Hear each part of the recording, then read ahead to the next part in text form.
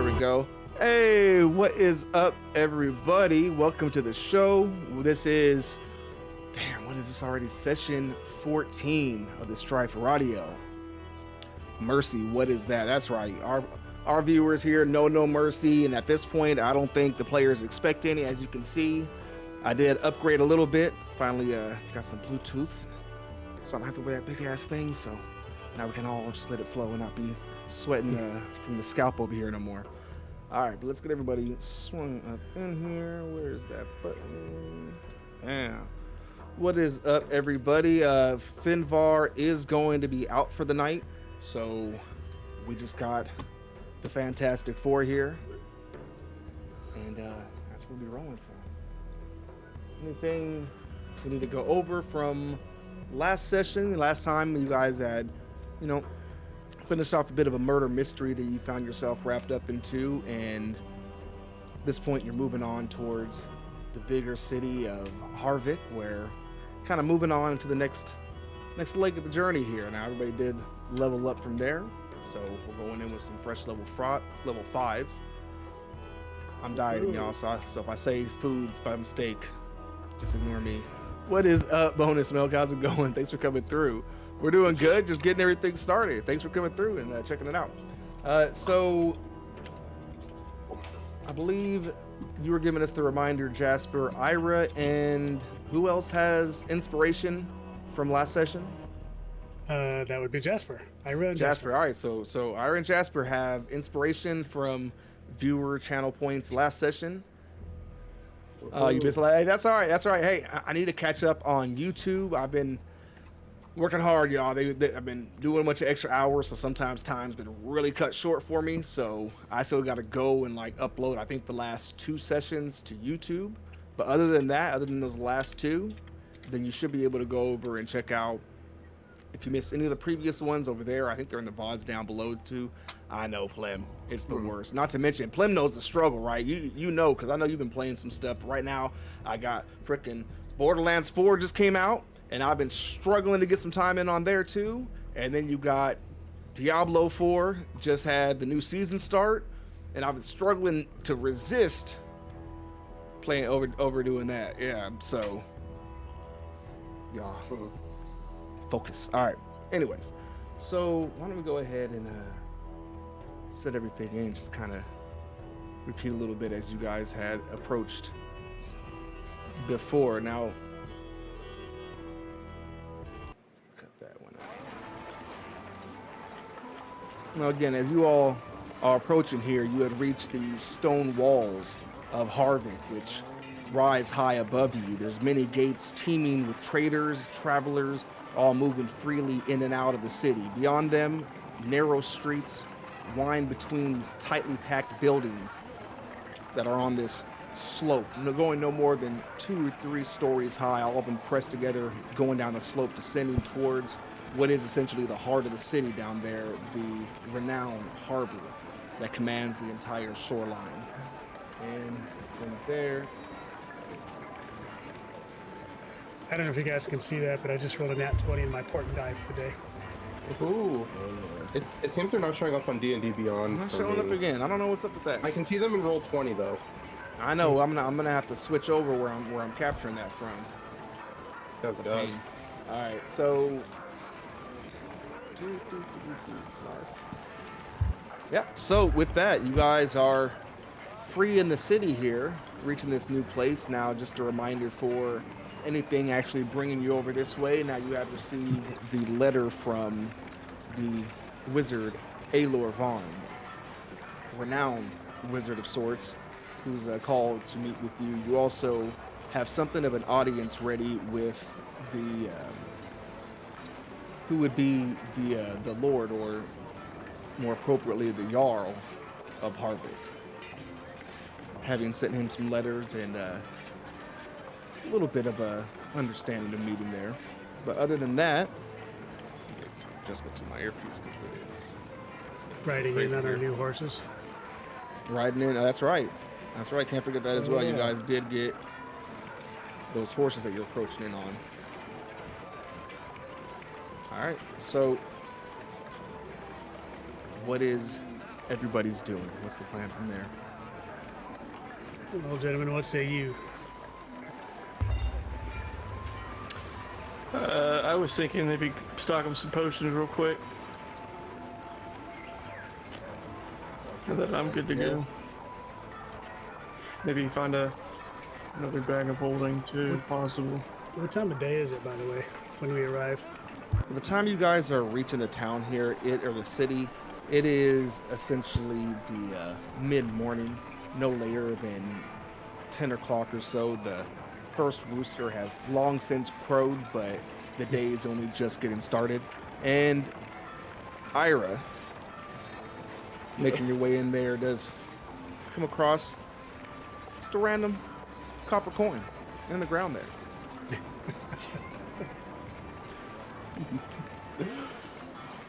I will stop, I will see it, and will attempt to use the staff of the adder to pick this one up. Gotta stop Staff of paranoid. the adder gonna scoop it up. Give me a sleight of hand check.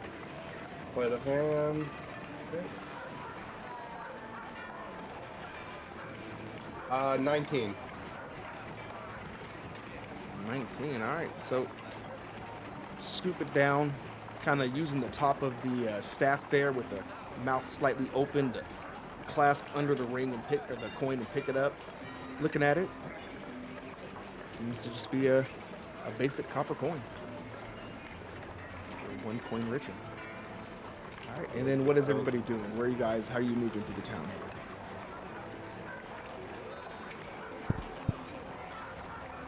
Well, I think we should wear our badges, but I think the first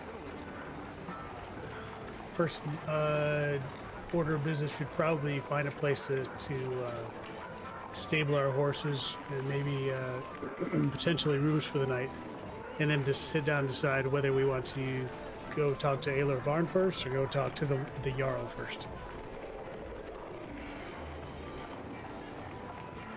Torn's gonna have his hood over his head for as long as possible. Ooh. All right. So that's it. You guys are looking for somewhere to stay? Yep. I guess we'll make our base of operations in Haarvik for now. At least to stable the horses, yeah. All right. What kind of establishment are you guys looking for? We're looking for something a bit more high class. Again, this is a large city. Businessmen all about come through here. Everything essentially from one corner of the land to the other goes through here. This is the meeting point of all places. So you guys looking for something on the cheaper end or trying to live it up while you're here? I think Finvar would be comfortable sleeping in a ditch, but what about you, Ragnar? You want to look for something a little bit more on the upper side? Yeah, I think we should definitely do something on the upper side. I will definitely look for a higher class inn. Okay, and is everybody moving together or are you guys finding your own abodes for the night? I vote together. I would say together. Yeah. Ira wouldn't have much care. They're used to sleeping outside, so something nicer wouldn't be bad. So, moving through the town here, and again, when you're walking deeper in towards town, the nicer places are kind of on the higher end of the slope there. As you get further in, there's kind of that middle section where it gets more and more of the slums, and then it picks up on kind of the businesses, the nicer businesses down towards the actual, for the warehouses and such. All the slum areas are down towards those warehouses except for like right around it. Otherwise, so you guys take not too far down the slope here before you eventually come across a rather nice building here.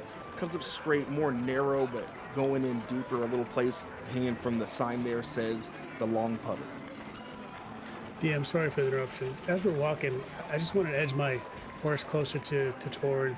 Not sure if he's on his broom or on his horse, but I just wanted to kind of under my breath, but pitch so that he can hear, say, are you expecting trouble?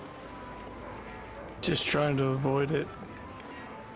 They have connections everywhere, so a city this big, I have a feeling that they have some here as well. So I'm just trying to do what I can to be a little out of the way. What about the Jarl's house? You worried about going there?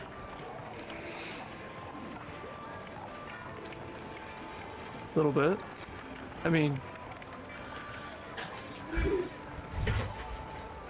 guess we won't know until we try, right? We need to go there anyways, so just gotta be careful no matter what. Well, I don't recommend it if worst comes to worst, but if you're really feeling strongly about it, I can. I learned some new spells out of that nature book, and I was going to give this book to you here in just a minute, but I wanted to let you know that I could turn you invisible for basically an indefinite period of time. But that might pose its own problems. But just so you know, it's available. Good to know. I might take you up on that if I start seeing things. But right now, let's just do what we're here to do. Sounds good.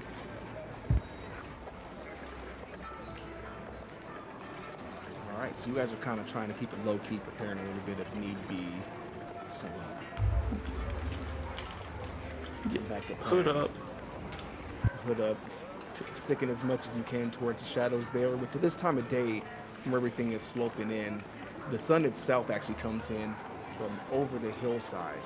So it rises up top there. So as you guys are walking, the shadows are casting down over the slope. So a lot more space to walk in between there, keep moving along the sides before you come to the long puddle there. Now, aside from this kind of somewhat thin, as you approach it, the building itself is only about a good 20 feet across, but looks to be built deep back, kind of going into the slope itself. And off of the other side of it, there's a stall there where, you know, anybody can tie off and a little stable to keep your horses and such while you're checking in. Moving inside this establishment here, it's not really so much a tavern. There is a small bar as you walk in, just going along the edge there. Very short little space, not much back there. A couple of basic ales and a couple of spirits and such. And then going further back, you can see the staircase that goes up and further back in. A receptionist stands at a little doorway leading to the back. Do you men have a reservation? No, we just arrived. Is there any rooms available? Such short notice, I can assure you there will not be rooms for each of you individually if that's what you're looking for, but for gentlemen, is it just the four of you? Keeping in mind, I'm assuming at this point, Finvar has kind of broken off and is doing his own thing at the moment. Y'all know how crazy Finvar is, so I'm not going to assume he's right with you. He probably found a good day when he gets back. He's probably staying with the horses. There you go. He's like, you guys get your pillows. I'm good over here. Oh, the horses. Yeah. So is it just the four of you then? Yeah, it's just the four of us. What about Plymouth? Is it Plymouth with us? Oh, yeah, Plenolin. Oh, and Yeah. looks over behind you and he peeks out and, howdy, ma'am. I Two rooms will suppose do. two we can do. You know. It is a gold per night for the rooms, Yeah, no which you problem. will have to pay in advance. So, 2 gold, please, and you can find your rooms just at the stairs. Perfect. Now slide over 2 gold. Excellent. And in the nicest way possible, gentlemen, this is a respectable establishment. I can't help but notice you all are heavily armed and smell as though you've been traveling for some time now, aside from the gentleman in the gear over there, kind of nodding over towards Jasper, who at least keeps himself cleaned up with a little bit of magic there, a little prestidigitation, while the rest of you smell like wet feet. So, if you would like, there is a bathhouse not far from here. might recommend you make use of it if you mean to make use of the bar at any point in time in the evening. Otherwise, do enjoy your stay. Slides over 2 skeleton keys to you guys. I have a quick question, ma'am. Nice. And I put 3 gold on the table and slide it to her. Anybody from Eastwatch make their way here recently? Eastwatch? Not that many who make their way to Eastwatch, let alone from, but I do dare say it's been years since I've met anyone who even says the name. Are you looking for someone from there? In a way. Just having high hopes for a situation that probably shouldn't have high hopes. Should I hear the name again, would you like me to point them in your direction? No. That's fine. And I just leave the 3 gold on the table for her. Most kind, sir, and if there's anything else that we can do for you, do be sure to ask. Though, know this, gentlemen, at the last stroke of midnight, they do lock the door for the evening. We don't want riffraff moving in and out. I'm sure you understand. Of course. Shouldn't be a problem. Then, making your way back through, I don't know if any of you have ever been on a train before where it's kind of packed in as you're walking from cart to cart there, your little aisles and everything. That's kind of how this is set up. There's little tables where people are sitting down and having their little quaint drinks and everything, and then when you reach the back, that's where there's a little winding staircase that curves right there and leads right back up, where you can start seeing a couple of rooms. These ones are kind of stacked on top of each other side by side like that, so you guys are right across doorways from each other. I'm scraping the walls as I slide through, my backpack full of books, my heavy crossbow, weapons on each side, chainmail. Yeah, trying not to knock things off the walls. I'm like a dog with my stick in my mouth trying to get through with the broom, and it's just like in the right angle. I have my 2 staves across my back doing the same thing. Just trying to walk sideways like a crab walk. Like, okay, let's get over. Trying your best. Hey, Rachel, I see you there with the biddies. Thank you so much. Trying to keep the flow going, but we see you. Appreciate it so much. Yeah, you can smell trouble coming. Not with it. You know what? That's the craziest thing is y'all always act like I'm the one bringing the trouble. I didn't do anything. They do stuff, okay? All right. We anyways. do nothing of the sort, sir. So, in early day, you guys have your room book and everything like that. What are you doing from there? What's the next step? What's the plan? We got majority of the day. Well, we don't want to wait too long if we want to hit up the Jarl's house. Aelor Varn is probably a little more eccentric but accessible in different hours of the day. You guys have thoughts about which one you'd want to hit first? I think the Jarl would be the more pressing. I feel like the Jarl as well, yeah. Why did I just get like Attack on Titans? Like, just coming through my head when I saw this picture. Oh, no. So many buildings. Wait. Wall. No, we gotta put it over there so everyone can see. Oh, yikes. Oh. Oh. Well, I'll be waiting for it. You guys accuse me of such horrible things. Oh my goodness. I've never done no wrong to nobody. I can see Attack on Titan in this. No. Don't know what you're talking about. All right, so. What are you doing? Again, if there's anything else you guys want to do as far as being in the city, I think someone mentioned wanting to try to look for some health potions. Torrin, that's right. So keep in mind, health potions, they are available. They are highly expensive as there is a war effort going on, and many of those ingredients are sent off to the war effort. So if you want to try to look through town and see if you can find anyone who still has some health potions, understanding that price there might be a little. How many potions were you hoping to get between Just trying to get us some more. I mean, they're invaluable, honestly, for situations. That's true. And then I'm gonna pull out my rod of useful things and flip over to the two potion tabs. Well, I can make about 8 of them right now if you want. Well, it's up to you. I mean, it would be good to have. Or have. You have? Everybody Or gets one. yeah. Yeah. Just to be safe. I'll do one of the tabs of the potion, so to get 4 of the potions of healing, and then I'll between 4 of us, one for each of us. Nice. Save the other one for a rainy day.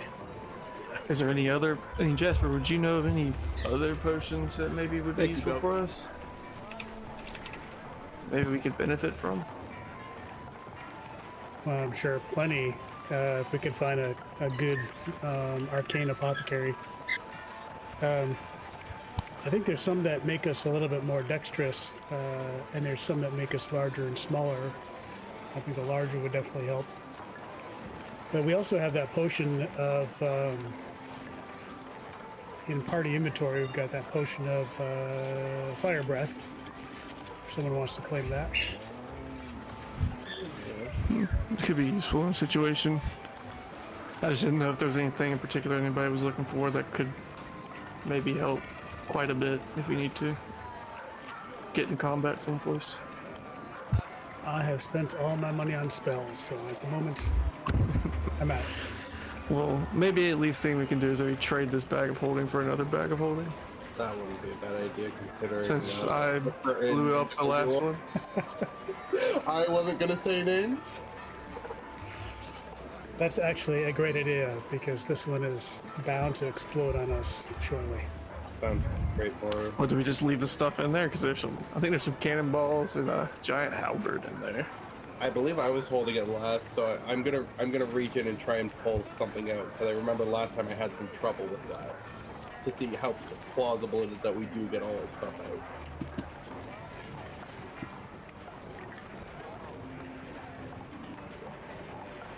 So what are y'all doing?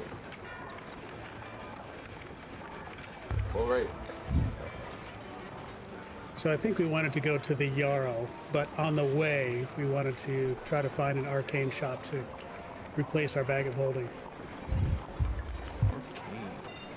And I was gonna try and pull something out of the bag of holding to see if I was still having difficulty with that.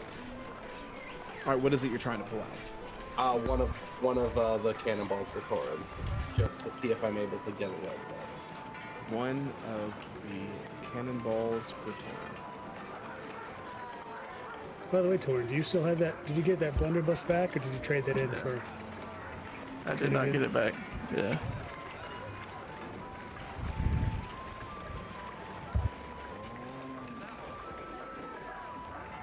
Give me. Well, then you're right. I don't know. See, I'm actually removed that blunderbuss from my inventory. A Constitution saving throw. God damn it! Oh yeah, we're switching that bag. Yeah, we're I definitely should not swapping that be back. holding on to this. 14.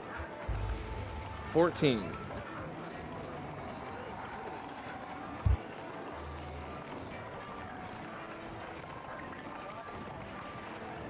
Through a surge of wild magic that this bag now seems to be letting off from the in the inner portal there, you're going to take about 8 fire damage as a random element surges through it.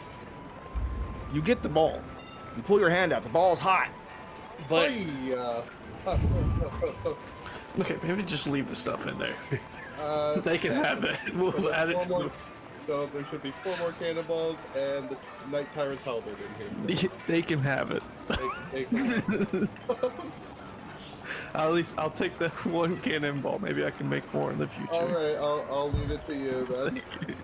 All right, and so with that, moving through town there, you guys are heading off towards the Jarl's house, but looking for somewhere to deal in some magic. There are some magical traders, different shops there. You guys looking for something more along the lines of a boutique or just a one of the random stalls that have some magical items such as this hanging out? You see a number of signs there, a couple of them painted on, some of which are misspelled, that even have a number of bags hanging all about that say bags of Holdens.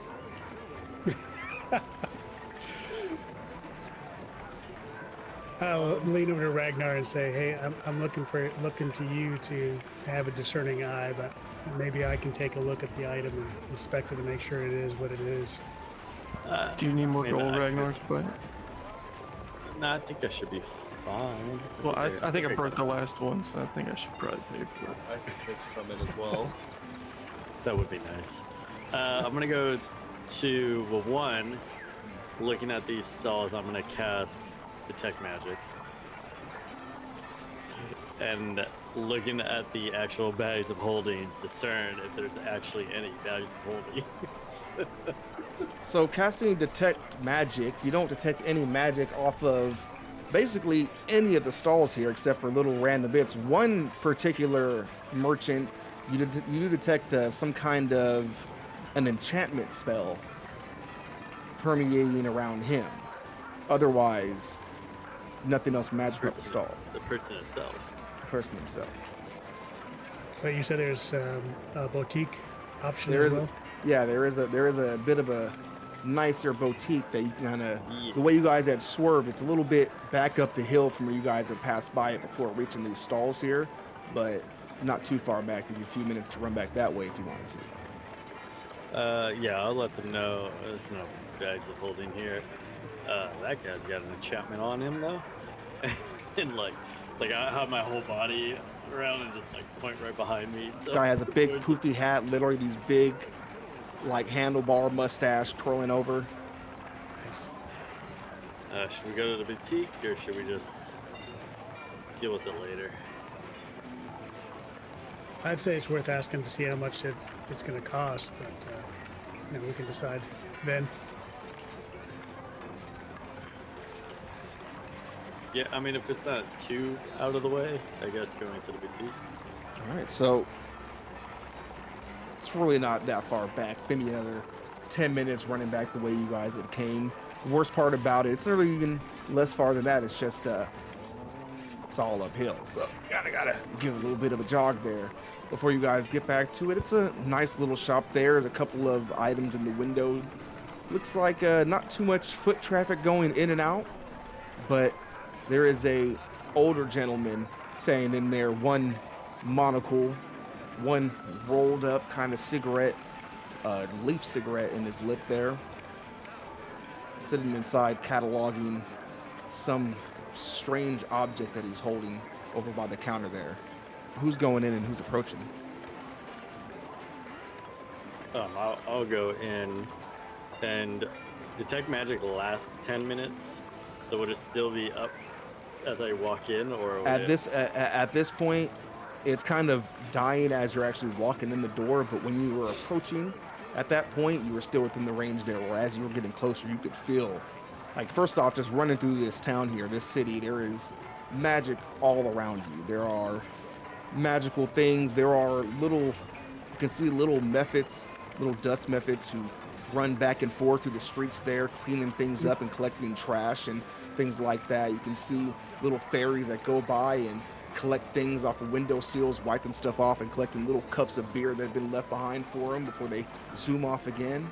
Like, the city is magical all around you, but as you're getting closer to this boutique, you can feel that kind of arcane pressure and a number of different magics coming from inside there before the magic that you're casting lets go. Torin, FYI, you do have an advantage there as well, so we got a couple advantages floating out there. We don't need them. But yeah, stepping inside there, you can see the old man twisting his little thing in his lip there.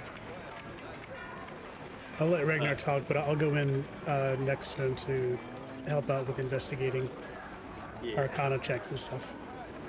Reignard's definitely taking a little pause at the doorway, as that hill's probably taking the wind out of him.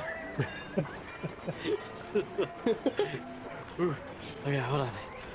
All right, I thought that was and he'll like, wizard. and then walk over. Can I help you, sir?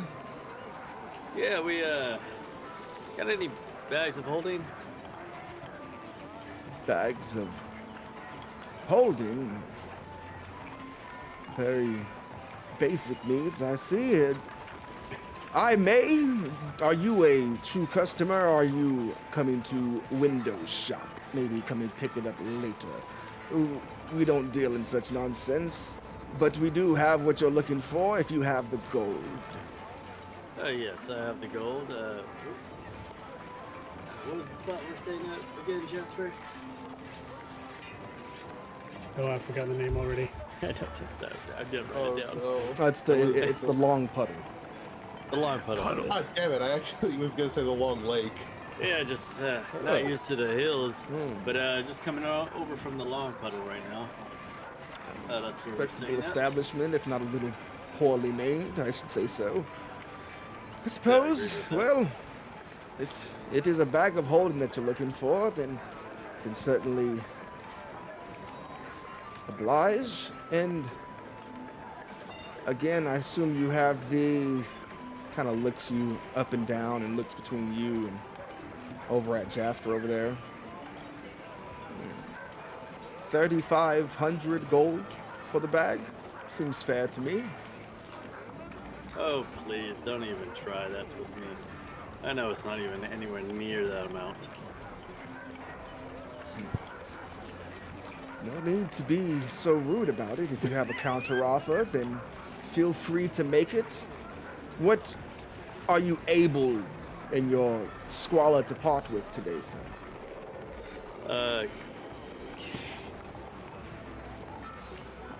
As I look around, is there other useful, what it seems like useful items that I could point out in this arcane area store? So there are a number of things here. A lot of the stuff that he has, some of it is more.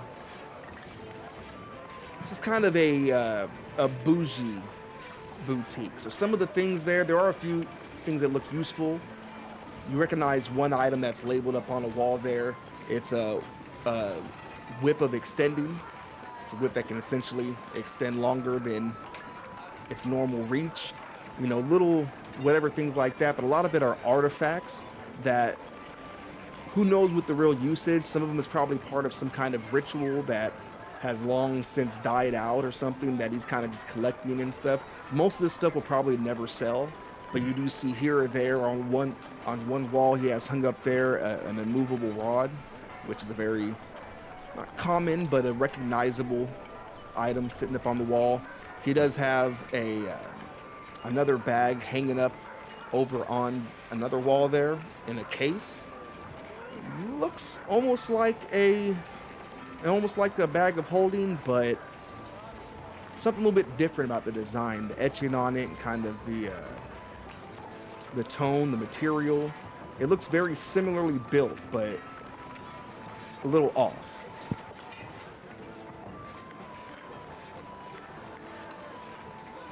Looking around, Oh, so when was the last time you had a customer? Don't really see that many noteworthy items in this store. Well, as anybody with taste knows, it's rare. If everyone had taste, then yes, I'm sure then everyone would be running in and out like I was one of those random stalls selling melons down by the shores. But I am not, sir. I am selling the best, the finest, the hardest to acquire antiquities of magic. Those who can't afford it, who don't appreciate it, that's not my problem. I am simply here to help those who seek true art, true brilliance. Don't you see it? Look at this piece here. Let's goes over, pulls a little thing off of one of the shelves and walks over. This here, this was once the bone in the very throat of a golden dragon. And it was said that someday it would be involved in a ritual that would summon the very god Tiamat. Goddess, devil, whatever you call her. But people stopped looking for it. About 600 years ago, I came across it, set it on the shelf. Bam. 10,000 gold. Or I keep it. Either way, I win. Now, do you want the bag or not? What does your offer? I'm just gonna look over at Jasper. This guy's a swindler, huh? Out loud, so he hears it. You, sir, are clearly nothing more than low-bred filth. And I would have you leave my store if you would, or I'll call the guards. Off with you, you and the one over there eyeing all my collectibles. I see you. I see you. I'll turn to him and go, absolutely, tell the guards that the son of Lord Overin was turned down at your store. As I turn around and walk away. I'll heal him. Since I'm dressed like a guard, I'll heal him.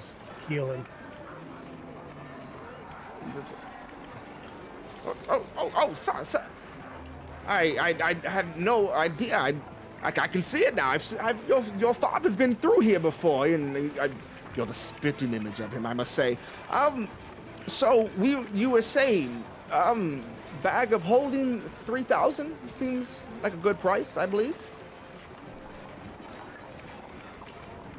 Yeah, let's never step in this store again. Come on, Jasper. As I walk out, I wouldn't pay less than 100 for that. Or more than 100 for that. With that, he's still kind of pleading a little bit as you guys are walking past and heading back on down the road. And where are you guys going from there? That felt good. As soon as I get out, I'll be like, that felt good. On to the Jarl then? Suppose that is our best bet. All right. I don't know. I'll tell. Maybe we'll find another arcane shop tomorrow, maybe. Yeah, I'll tell Ira and Torrin. He wanted 3,500 for it. 4,500. Blasphemy.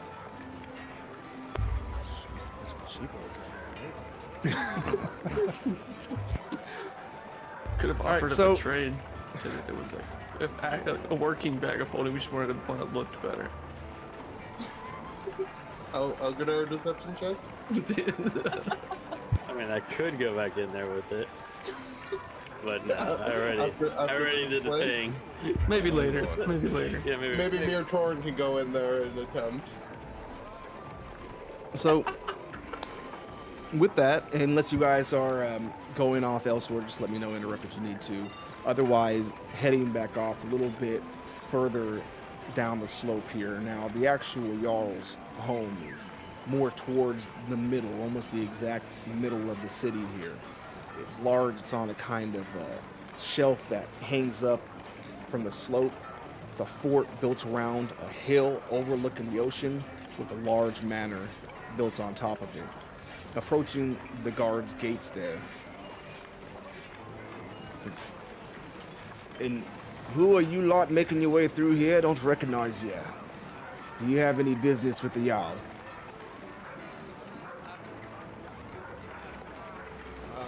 At this point, would we have donned our... Well, we went to meet the badges. Never mind. I do still have the badge of Midway on. I was gonna say, would those have helped? Would we have donned those before coming here? Well, if you guys are wearing them, then it certainly shows that you're somewhat of a somebody, but I still don't know who the fuck y'all are. Who the fuck are ya? Ragnar, we were asked to come see him by him, I think. We are the We need to start a Moonblade. counter for the amount of times that you guys walk up to someone and just No timers for that. Or no. This group be walking timers. around looking I know. mad sus, just awkward as fuck. Anyway, Who in our group has charisma? That would be me. That and would be Finbar. right. We're the Moonblades. The Jarl has asked for us to come here. hey, you heard of you are waiting on some Moonblades. He looks over. Moonblades, was it? Oh. Yes, they had it written down that if they should come through to make their way up. This is them. Looks through you all. Open her up! Starts. Gates open up.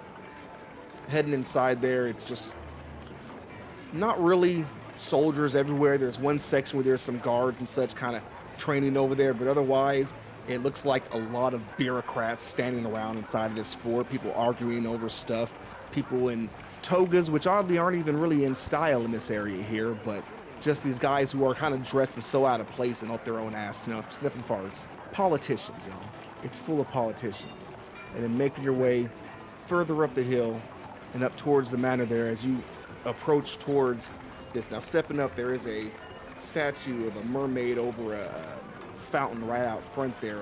The gravel floor goes around that and leads up to some marble steps that go up to this golden doorknobs that open up as you guys approach. Out steps a well-dressed man with white gloves on. Yes, we've had word you would be here soon. The Jarl will see you now. This way. Turns, leads you all further in, out to the back there, going through kind of the main foyer and stepping through the back to a large patio section overlooking just the whole coast. When you step out on top there, everything is shimmering. You can see the entire city kind of just overlooking it all. There's no railings going along the very edge of the patio, so you could easily step off and slip, but it's like flying, stepping on the edge there. Sitting outside, a couple people are moving food trays around, a couple politicians talking, and one man there, a slim fella in kind of a very tight-looking robes there, packed in tight with some kind of scarf wrapped around his neck, and very straightened up and very sharp kind of smile. Turns over, and waves everybody off, starts zipping over towards you all. So you're the Moonblades. Well, it's quite nice to meet you. Oh, where are my manners? I am, of course, Jarl Leaf Silverhand. Gives a smile with a very kind of almost one of those toothpaste commercial smiles, little ding to it, and he reaches his hand out to shake all of yours.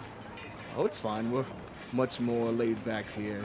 No need for bows and customs. A good handshake is how I like to get to know of a man. Give him a handshake. Nod the head. Shakes it, and gives it a good squeeze there, and shakes it tight. Give me a if you're just letting it and resisting, give me a con save. If you're trying to squeeze back, give me an athletics check. Okay. You said athletics check for trying to squeeze For Ragnar. Well, plus 0 either way, so Oh let me go no. for the squeeze back. Woo! 19. 19. Nice. So holds firm. It is two hands of marble carved together for a second for a quick shake. It is the most old school version of the Arnold Schwarzenegger and Carl Weathers. The man grab right there, and he gives you a nod there. Strong shake, and goes around to the rest of you and gives another strong shake to a lot of you.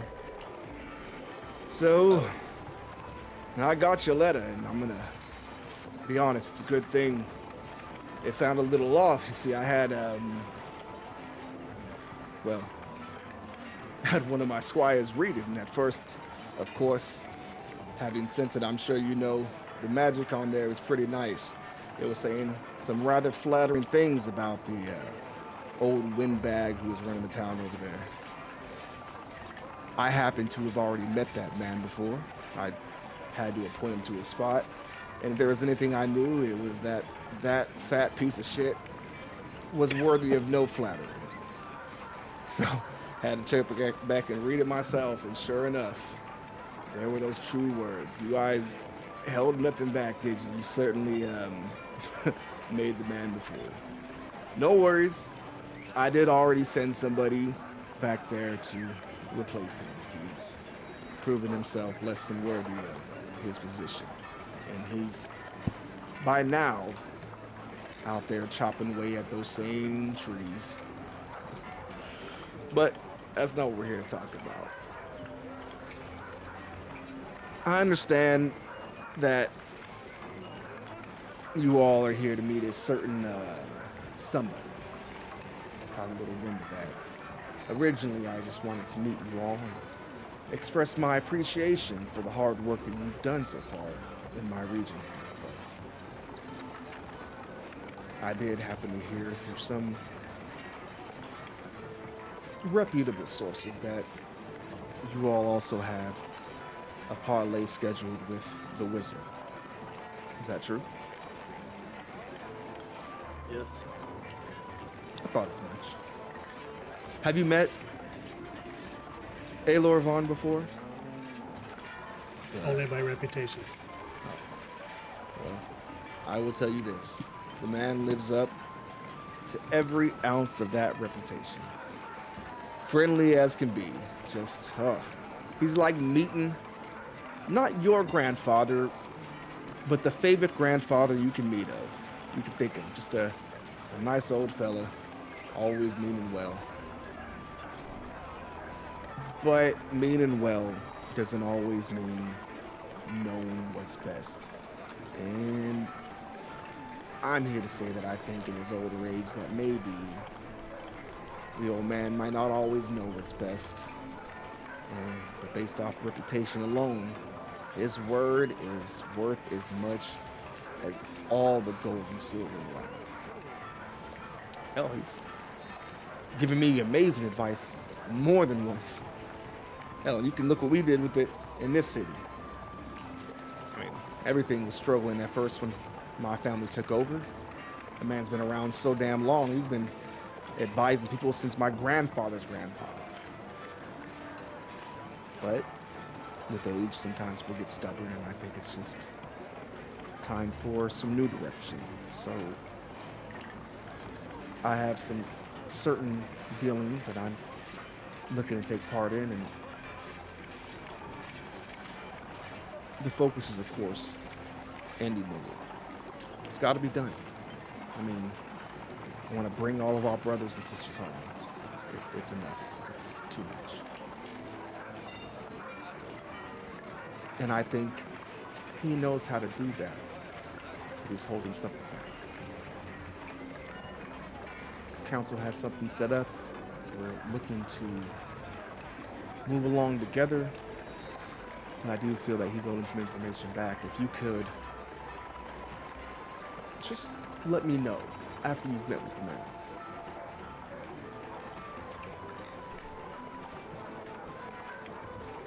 If he gives you a location of something.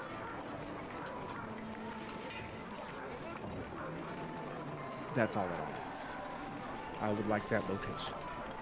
It would put you in the best of graces with me, and then it would mean that you would be able to help me help everyone. What do you say? My lord, are you saying that Aelor Varn may be looking to extend the war? No, of course not. I don't think the man would have it in him. As I've said, he's one of the sweetest fellas I've ever met. Nothing against the man himself. But sometimes such sweetness interferes with recognizing certain necessities. I'm going to let you all in on a little ground floor something with the movements of the council so far, and as much as I can without stepping over that treasonous line myself. But we are looking for something, a weapon, very powerful, that we believe could end this war swiftly. Brutally, but swiftly. And we have reason to believe that, well, that he has found the first part to finding this weapon and has chosen so far to withhold it, believing that his counsel is more valuable than the united councils altogether. So I simply ask that when you speak with him, should he provide you with the information, that you help us so we can begin work on getting what we need to end this brutal incursion. Could I make an insight check to see if he's sharing the whole truth? Yeah, go ahead and give me insight. Hey, what's up, Mr. Jericho? Thank you so much for coming through. Appreciate the sub. And yes, the campaign is going very nicely.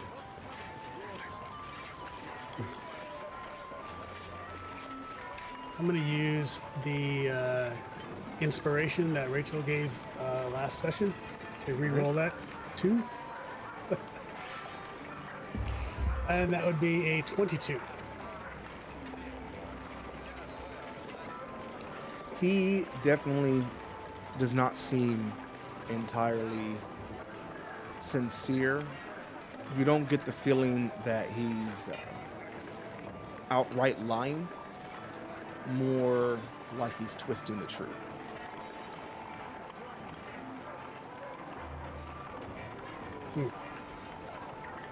I'll file that away and make a mental note to share that with the group after.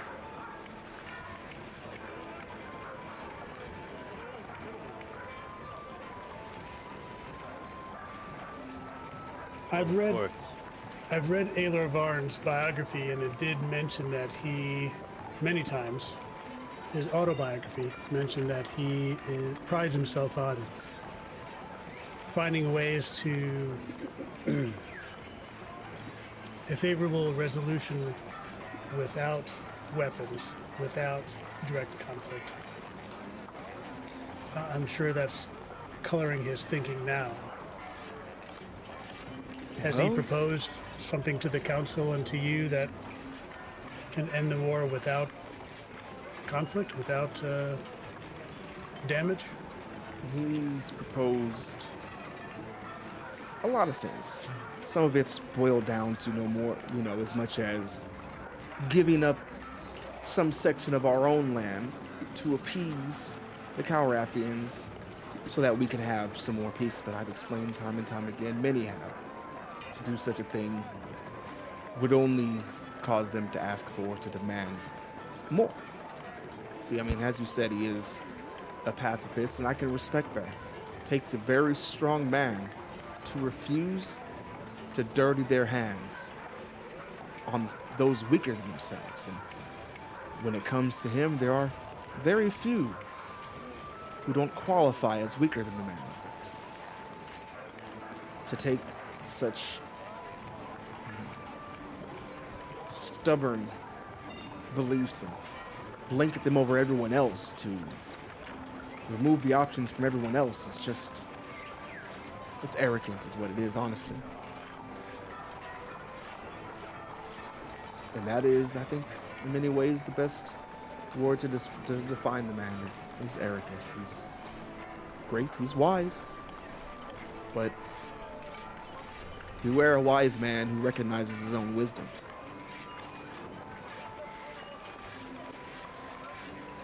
Well, I come from a place of protecting the weak and the powerless, and the weak and the powerless would gladly have a chance to defend themselves, but are often unable to without a strong sword arm at their side. I think the least we can do is talk to Aelor Varn and see what we can discover. And then I'll glance over to Ragnar, passing back the conversation to him. Someone a little bit more wordsmithy than I am. Yes, and if it seems like he does know the location of part of this weapon, or it's the information that you said, then of course, if it could end the war, if we could ascertain that it's actually true. But yes, of course. Perfect. I knew I'd be able to count on you. Again, I've been keeping track of your exploits across the lands here, and I gotta say, you all are doing a bang-up job. Absolutely. A little bit more, you help me out here, scratch my back, I scratch yours.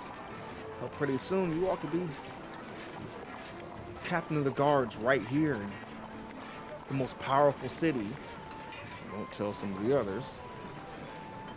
In all the land, right here. That could be you guys. I just need the information.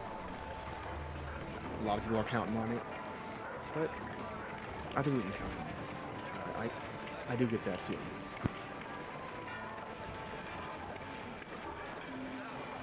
Well, if there's nothing else. If you all are hungry, feel free to grab some food on your way out. There's plenty to go around. Honestly, I just have them make it so it's always ready whenever someone wants it.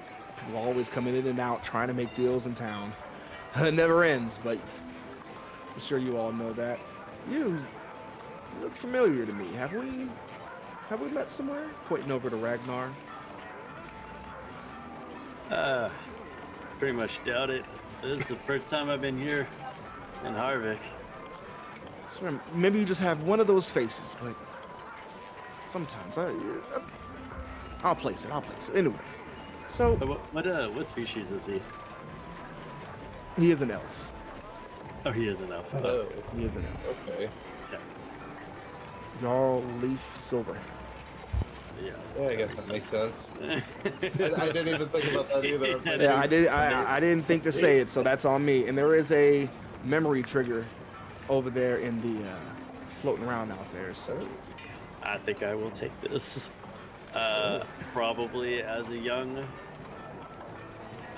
boy, I've probably met this Jarl before. I don't know if he was Jarl yet, but definitely around the same settings. I'll say maybe there was a major meeting at my father's like meeting area, whatever, at his home, and so not in the meeting, but running around playing as I'm a young kid. I definitely remember seeing a younger individual of him being there.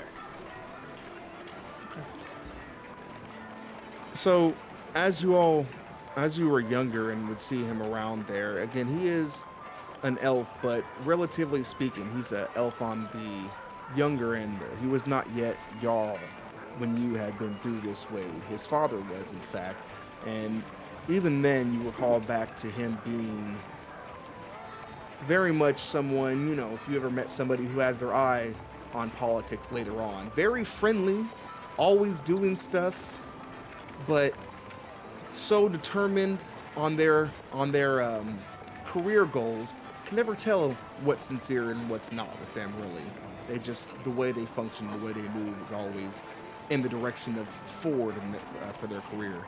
And give me a deception check. All right, here we go.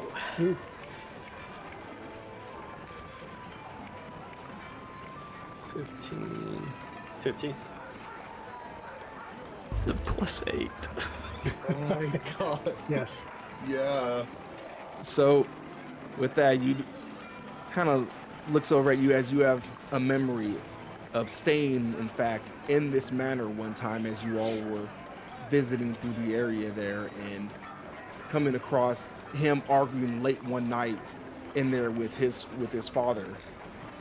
Long ago, you were just a child at this point in time. Him already a old, a young elf, but a grown man more or less, and stepping out and just him barely seeing you in the shadows as he left his father's room after them arguing in that manner there late one night. You still kind of halfway covered off there, apparently enough that it jarbled your face that he doesn't quite recall, but still he gives you a kind of peaky eye for a moment and turns back.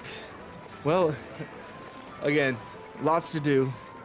So, grab some food and sure we'll talk again soon, no? Of course. Thank you, Jarl, for your hospitality. Well, it gives you all Of course.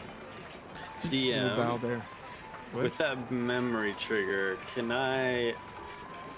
What was the kind of vibe I got from him as a young Jarl in training?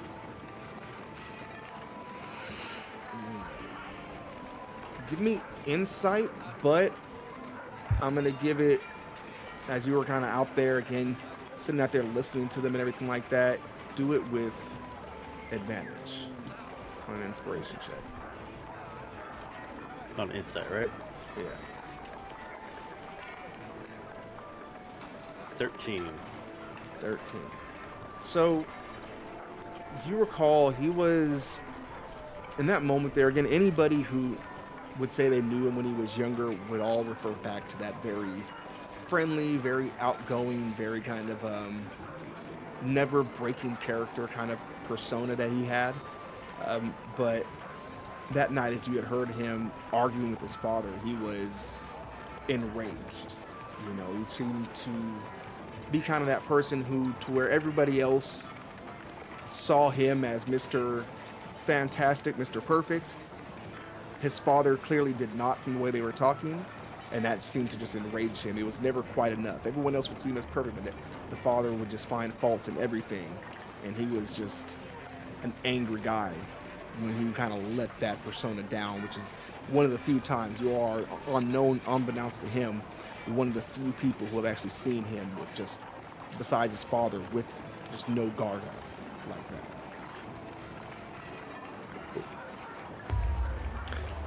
Did you say he actually had like a silver hand? Like a silver gauntlet? No, he doesn't have it. He's no. He's no pirate. I think you said he's wearing white gloves. Yeah. That was the butler guy who answered the door. Oh, okay. That was my fault. He's probably unnecessary, but he exists now. Take one of them away. For a rhythm to keep track of. Do we want to retcon it? We want to just. There was no butler. Fucking guy. What butler? What butler? You rang. All right. So, you got anything else there with this dude? Where's a good place to get a bag of holding? Oh, well, I know a guy down. Oh, bag of what? Bag of holding. At a reasonable price. Yeah, at a reasonable price. I could certainly ask my man to go and search the stalls, and if he happens to come across one, No big reserve it deal. for you. I was just curious if you knew a guy. Fortunately not. I don't make it down to shop as much as I'd like to.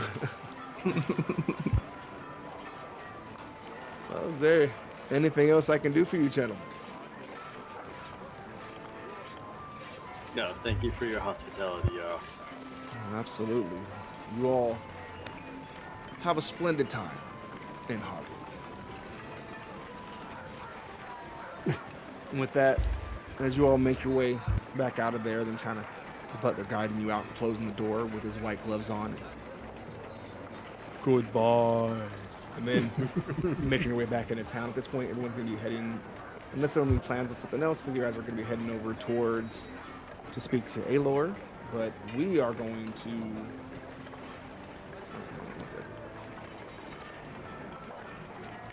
Oh man, I was hoping for more butlers. More There's lurch. always a butler. I was hoping to take one of his gloves away. Just waiting for the thing to show up. All right. All right. Right So- into the VR. Let's go and take a quick break, and we'll come back and we will pick it up from there. So we can go ahead and run the little pre-roll ad here. FYI, anybody, if you are new and coming through and checking it out, and if you are lurking, don't forget, lurkers out there, if you are, we appreciate you. If you can throw in a little lurk or whatever, what is it, exclamation lurk in there, cool. If not, don't worry about it. Some weird stuff with how they're doing the counting thing, I don't know. Anyways, we appreciate everybody coming through. We're going to go and run the ad. The purpose of the ads, for those who don't know, is so that way it runs that damn ad, then we control it, and you don't have to worry about it popping up. If you're not subbed here, it's not going to pop up randomly while you're playing, so you miss any of the insane nonsense that happens to go down during these sessions. So we'll be right back with that, and yeah, no, you're not a lurker, Plem. You are the chaos. You are the problem. Be right back.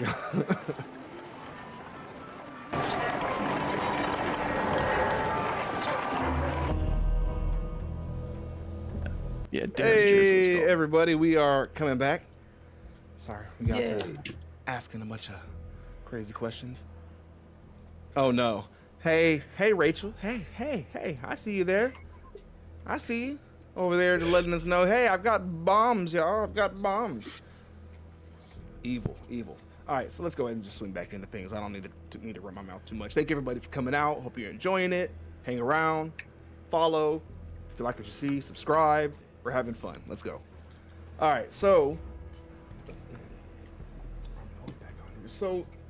was anybody doing anything aside from, getting ready and heading off over to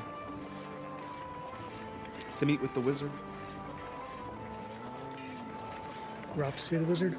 The wonderful wizard of copyright lawsuit. All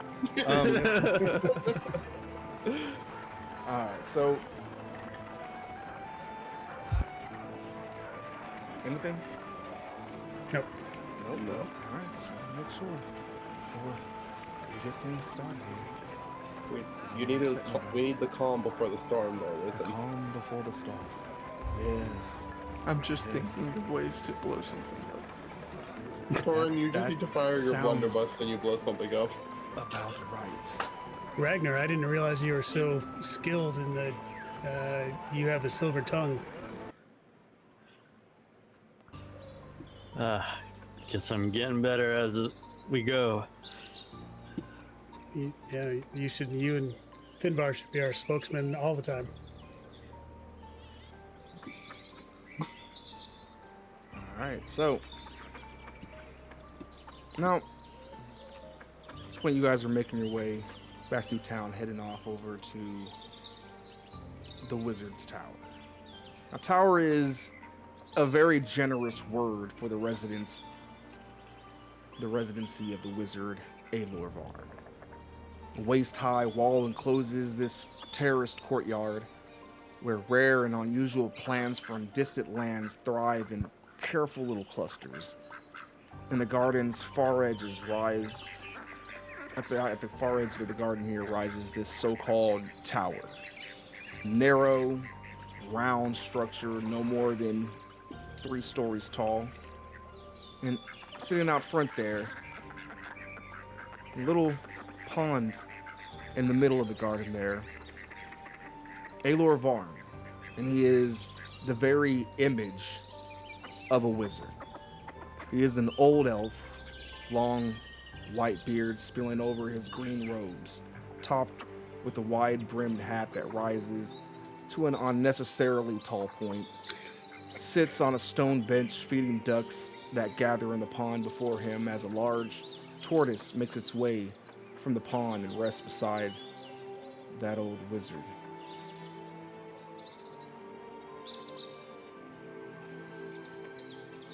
And as you all have gathered up and started stepping forward there, I'll have his book in my hand as we approach. His autobiography. Just for effect. Oh, welcome, come. Sit. Sit with me. I assure you I will mean you no harm. And he throws some more breads and stuff into there to the ducks. Come, have a seat. Let's get a look at you. Ah, a fine-looking group indeed. Ah, very well, very well. Sorry. Back, hear it crack as he stands up. So spine's not what it used to be, but still get around just fine, as they say. Is he also an elf? He is also an elf. Tell that you all have made quite the journey here. It's nice to finally meet you. I am, of course, Aloy Vaughn.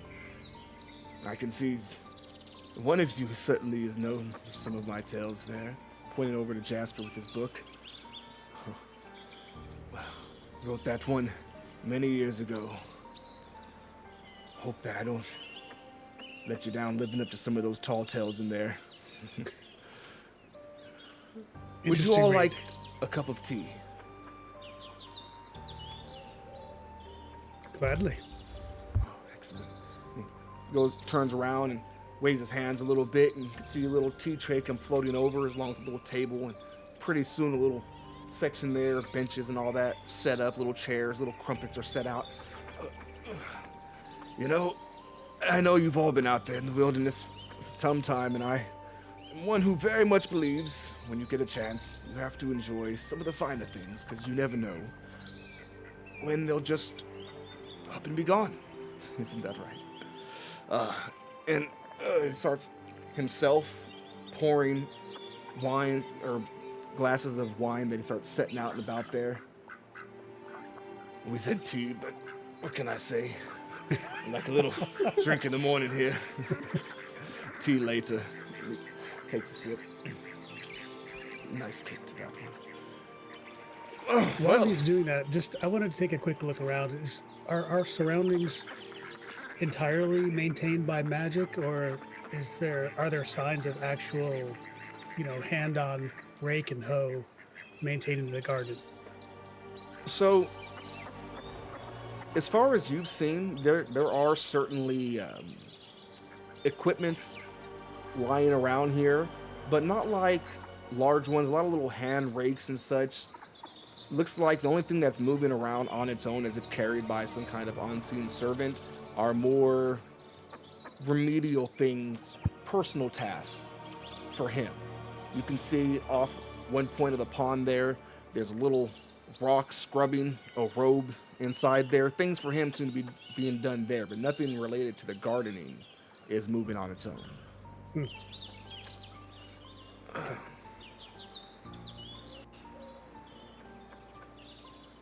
How do I say?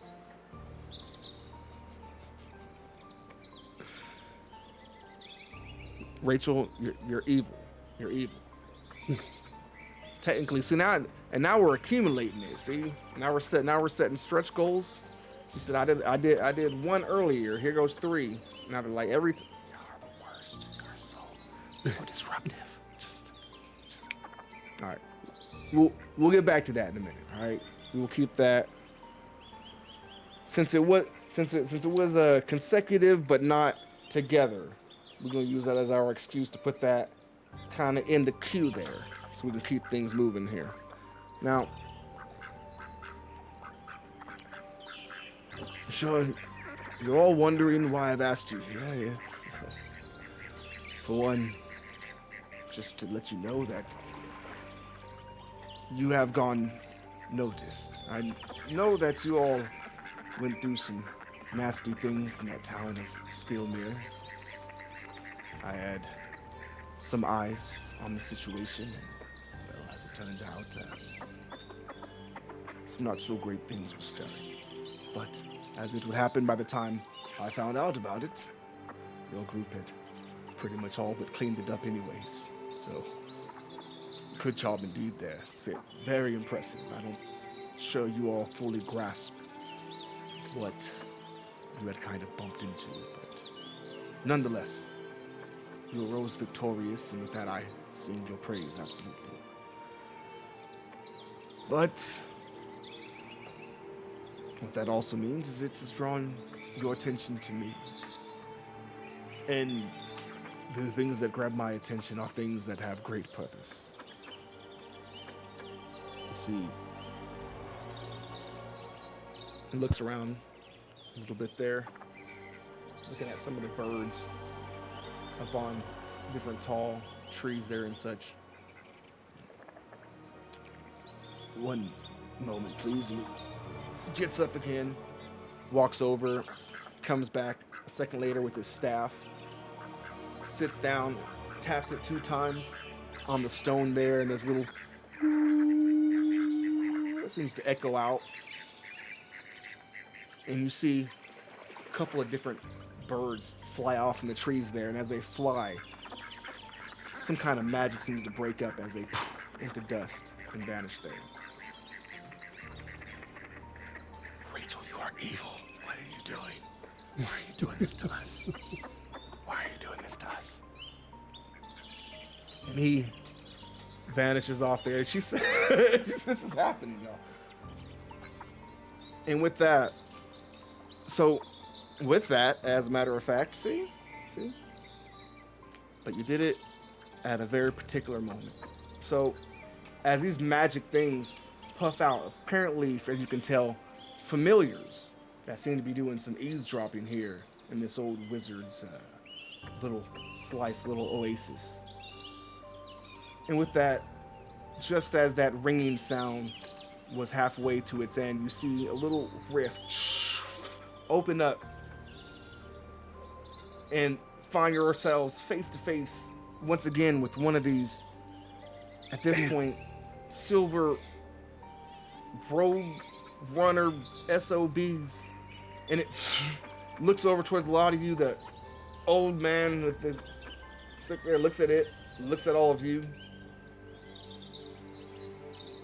and this time the fairy flies over and right over to his ear and whispers something very close. Yes, I do understand. Okay.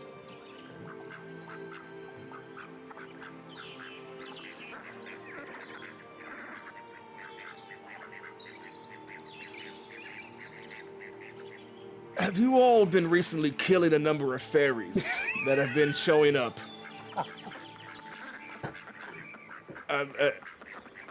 I've been led to believe that these things are getting torn from their world and somehow ending up here, and you all have been slaughtering them in the hole. Is this true?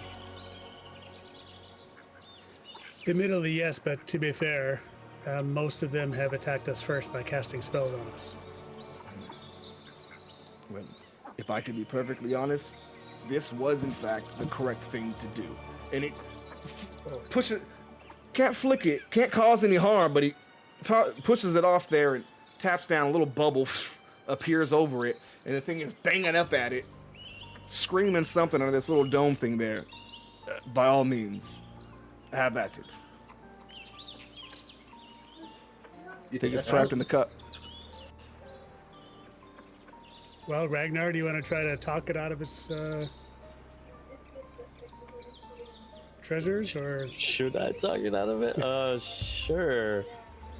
I will do command on it. Oh Lord. let's try something different? I'm gonna ready my. Everybody here is the absolute devil.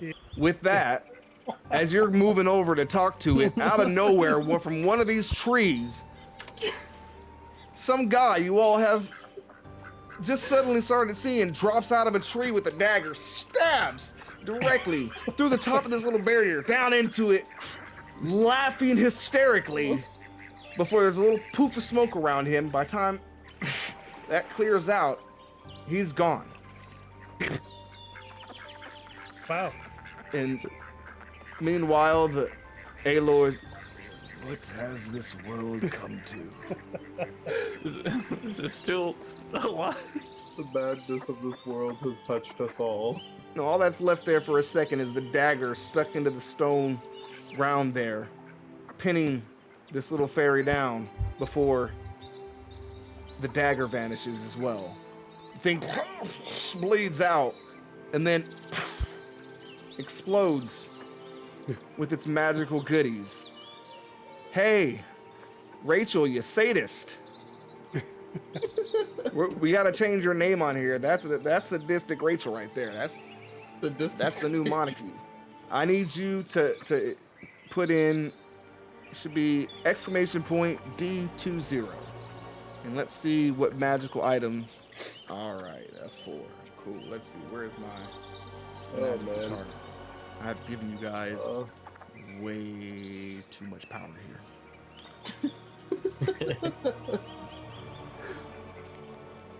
I was like, yes, you get to try our level 5 stuff, and Nope. All right. Well, you do.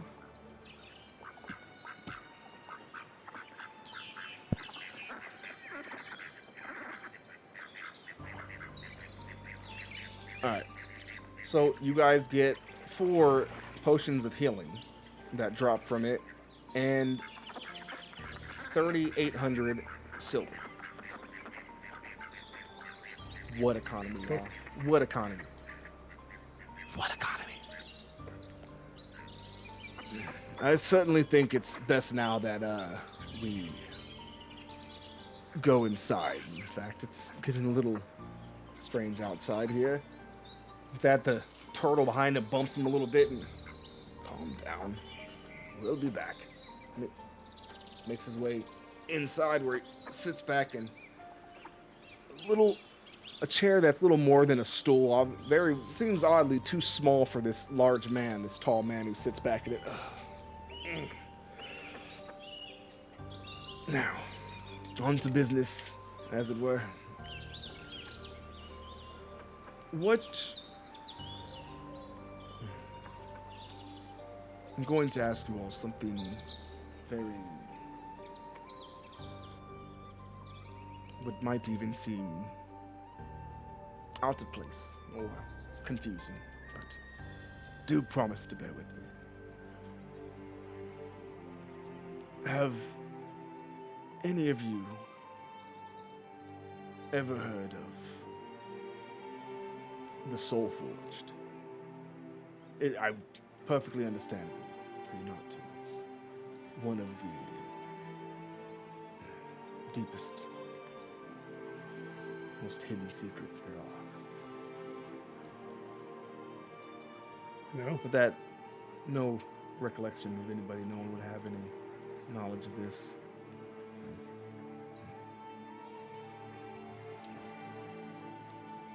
Without going too much into it, it is a very powerful weapon that could mean an end to the war.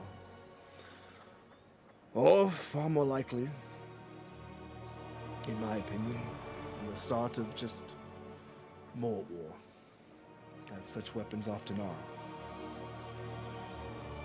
But it's not entirely my place to make such decisions. See, the council has become quite interested in this old tall tale that might not be so tall as it were, and they seek to find it. It just so happens I know where to start in such an adventure, but before sharing that, I want to do what can be done to get a leg up on issues. If things go poorly, plans must be made. If I am as clear as I can be. But, well, there's a relic of sorts hidden that will not only reveal, but make it possible to reach the necessary items to unleash this soul forged. I would like to collect the artifact before anybody else can even find that first step. And then, with the council, we'll decide how to proceed from there. Now, the issue I run into, of course, as I have found the way in, is that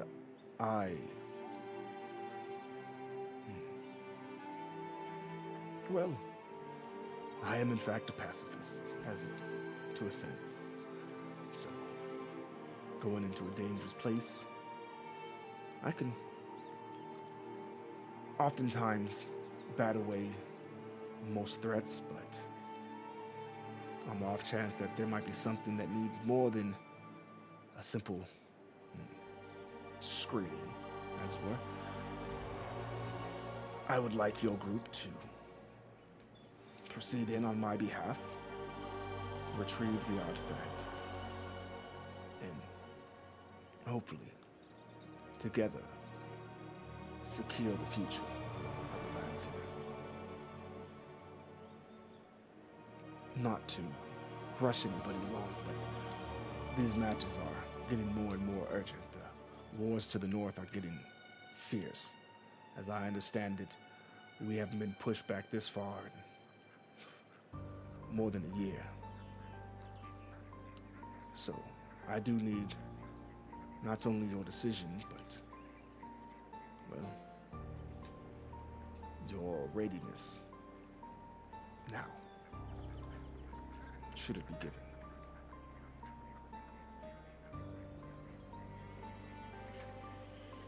I look to Ragnar and, with a apologetic look for interrupting and say to Aylar Varn, you ask us to make a decision, potentially a life or death decision, knowing absolutely nothing about what a soul forged is, where this relic might be. I hope you can understand that we would like a little bit more information before we put our lives on the line.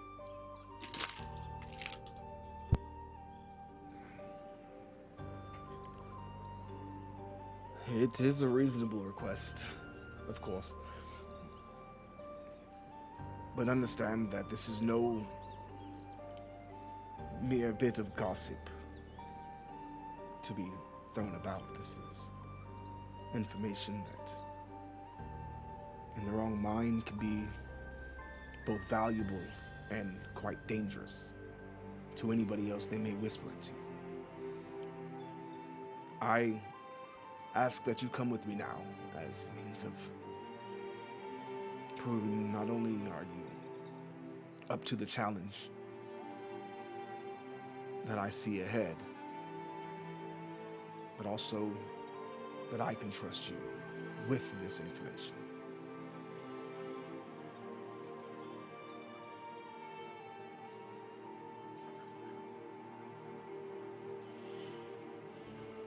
Well, the least I would ask is if you can give us a moment to confer amongst ourselves. Of course. I should get back to my ducks anyways.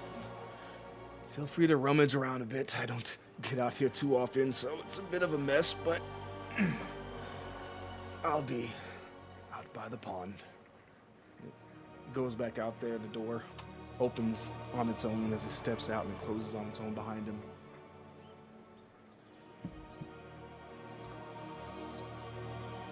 Alright, and he is gone. Have at it. Ira, you've been pretty quiet this visit. What do you think? It's definitely what the Jarl is after, and I'm not. Has Jasper told us about the lack of unbecome or the un? Who made the insight check again against the Jarl again? It was Jasper. Yeah. You had at this point you would have portrayed to us the Yep. On the way here. So It sounds like something worth looking into, but I'm not sure if we would be drawing the more attention from the Jarl that we would not be wanting to bring.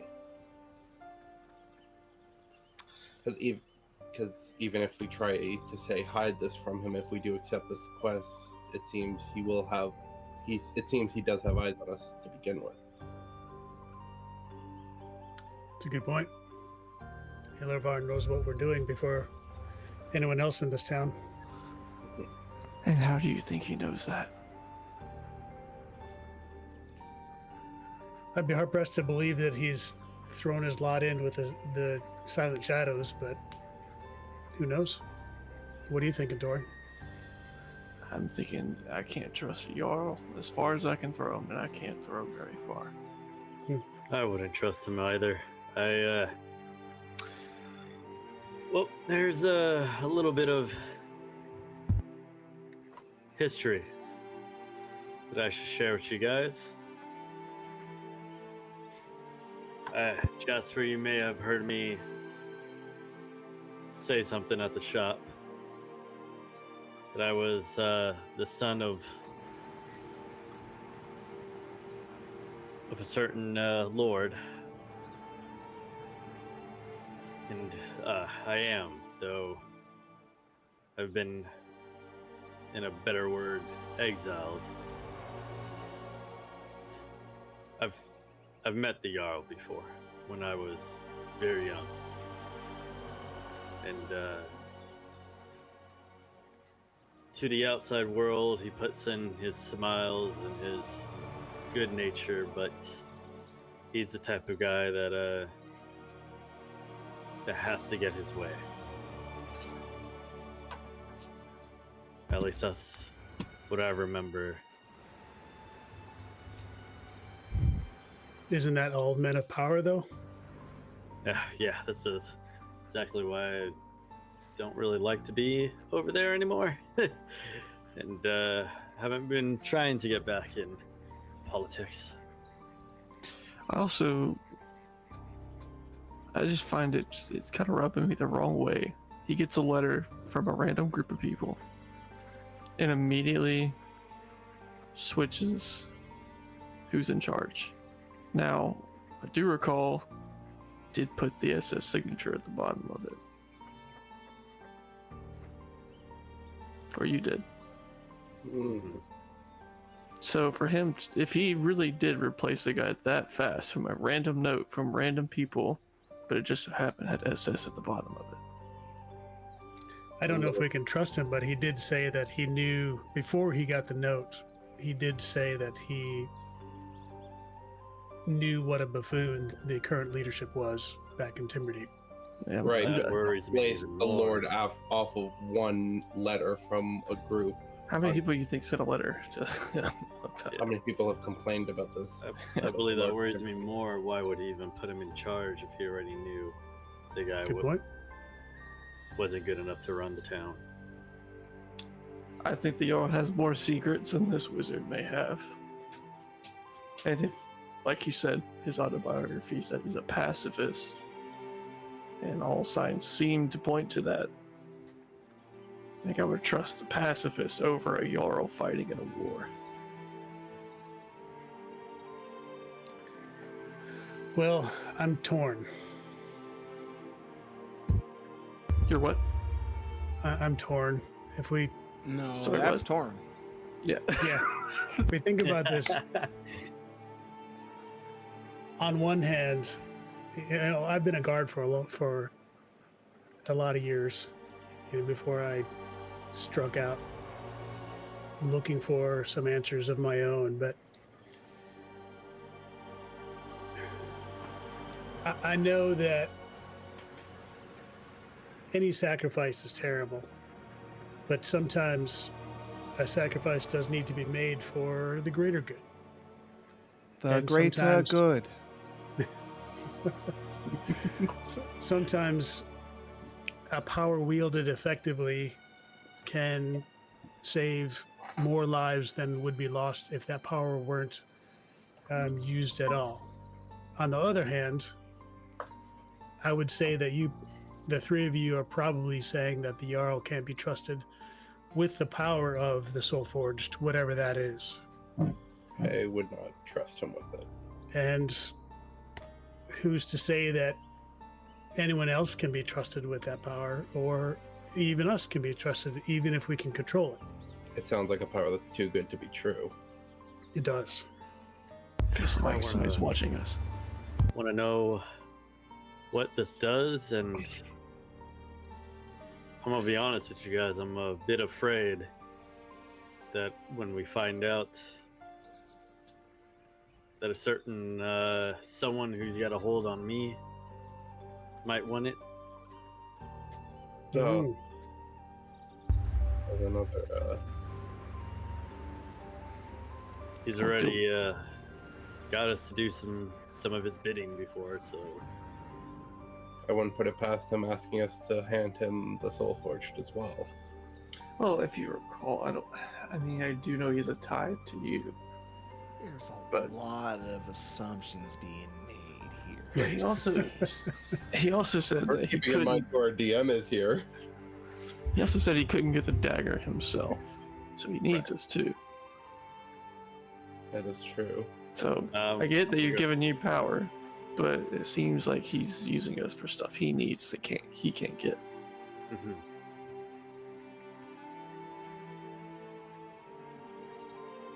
I'm gonna go with the pacifist, the one who's got a track record of doing good. Fair. Ira? It's the smartest choice we have right now. Not trust Gandalf. Fair. One last question for you, Torn. I know we haven't talked about it in the group here, but do you have any insight, gut feeling that the Soul Forged may have something to do with the Vault of Secrets?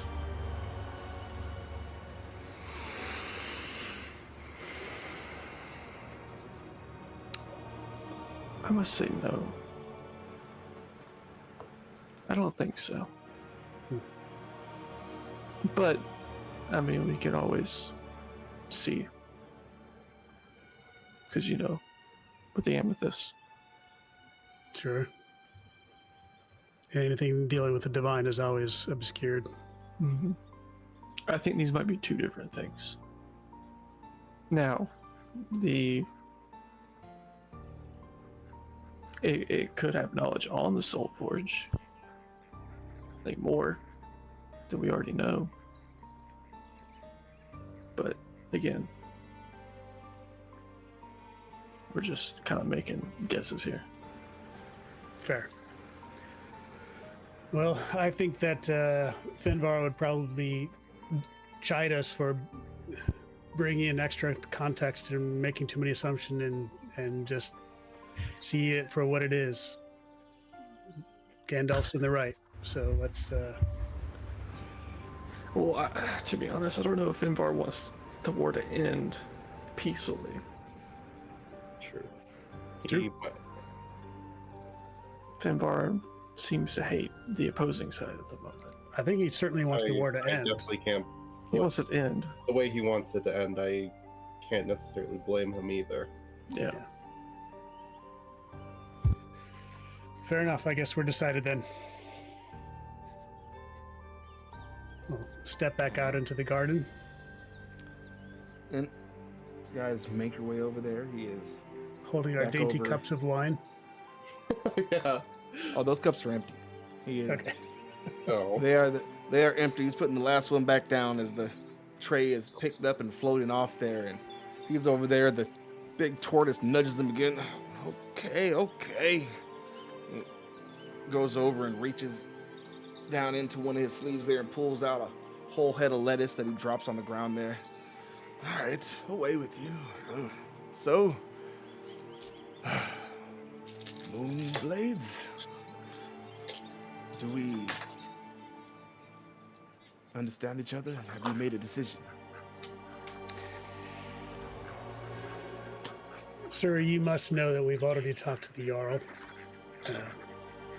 But after speaking with both of you, we believe that anything we can do to lessen the suffering and destruction is objectively a good thing. So we'll help you as best we can. Good. I had a good feeling about you, man. And, well, let's just say it's always nice to be proven correct, even at my age. Well, if there's nothing else, then it's time to be on our way. Don't worry, I've left behind a little something should your other compatriot decide to catch up with you.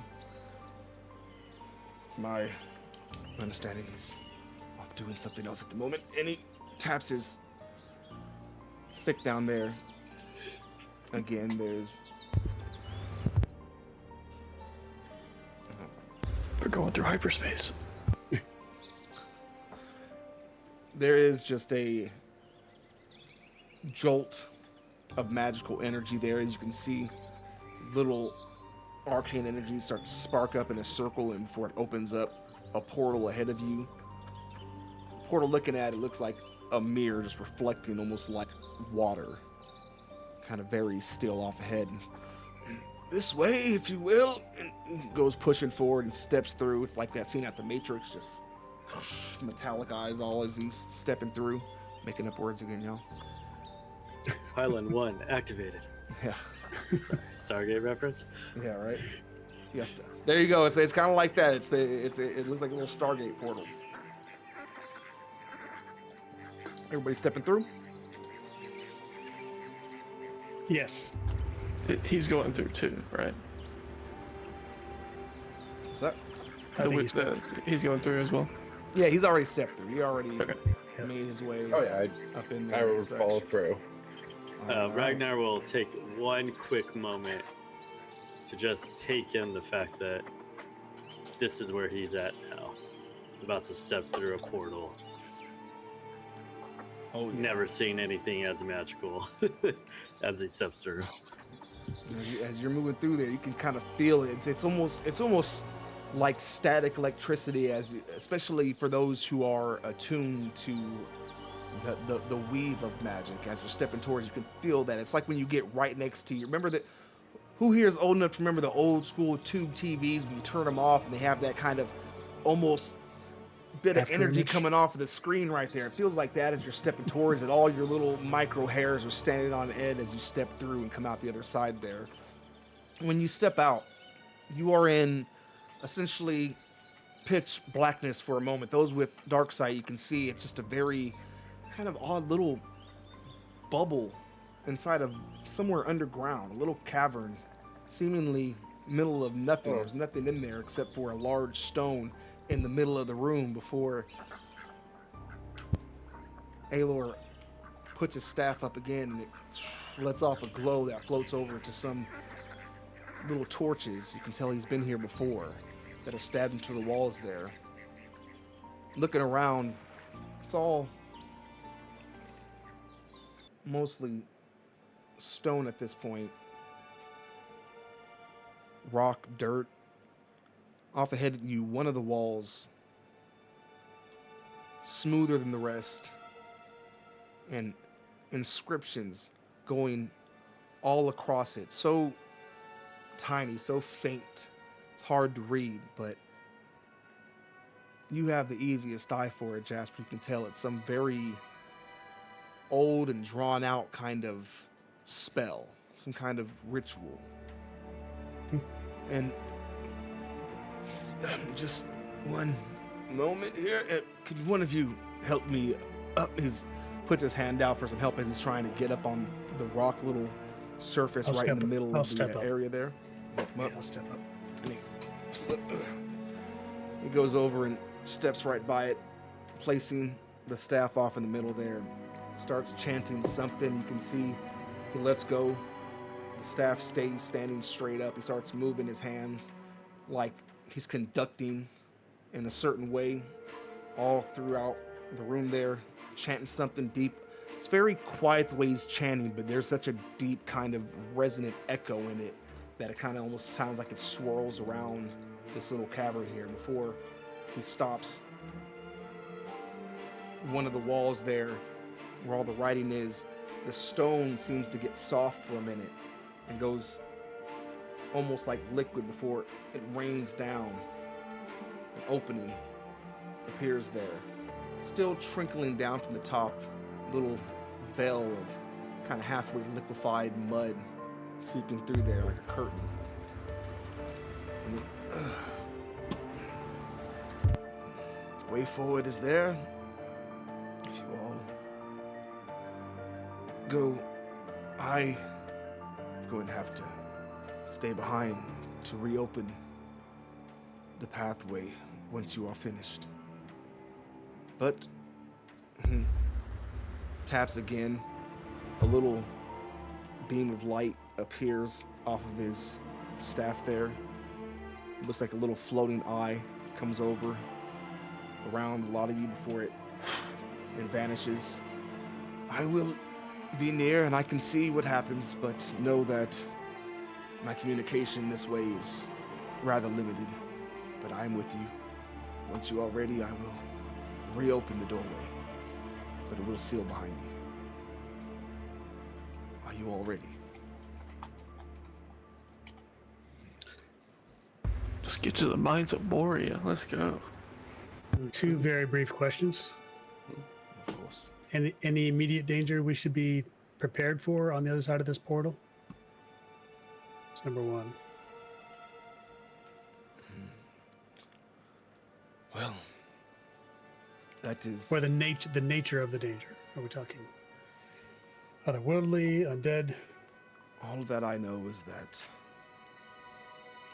while building the weapon, there were many stages in which it kind of went through. It wasn't even how it had originally started, as a matter of fact. And different components were locked away, different places where some of that research had been done. This was, as I understand it, where it all starts. That's as much as I know, but exactly how it started and what is beyond this doorway, I am no more wiser than you are.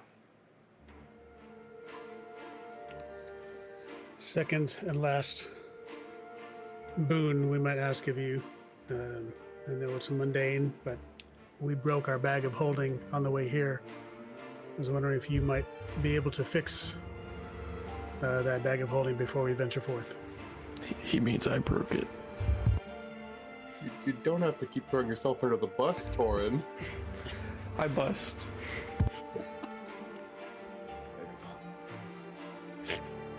Afraid I don't keep one exactly lying around on me.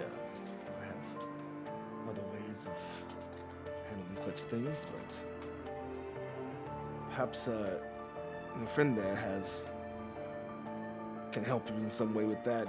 Just with that, as some more than regular forgetting about him, Plumlin steps from kind of just from around one of you and, Hey, No. well, if you can let me, y'all never even bothered to ask me what I could do with it, and if you let me hold on to it, maybe I can figure something out there for you. But there's no guarantee.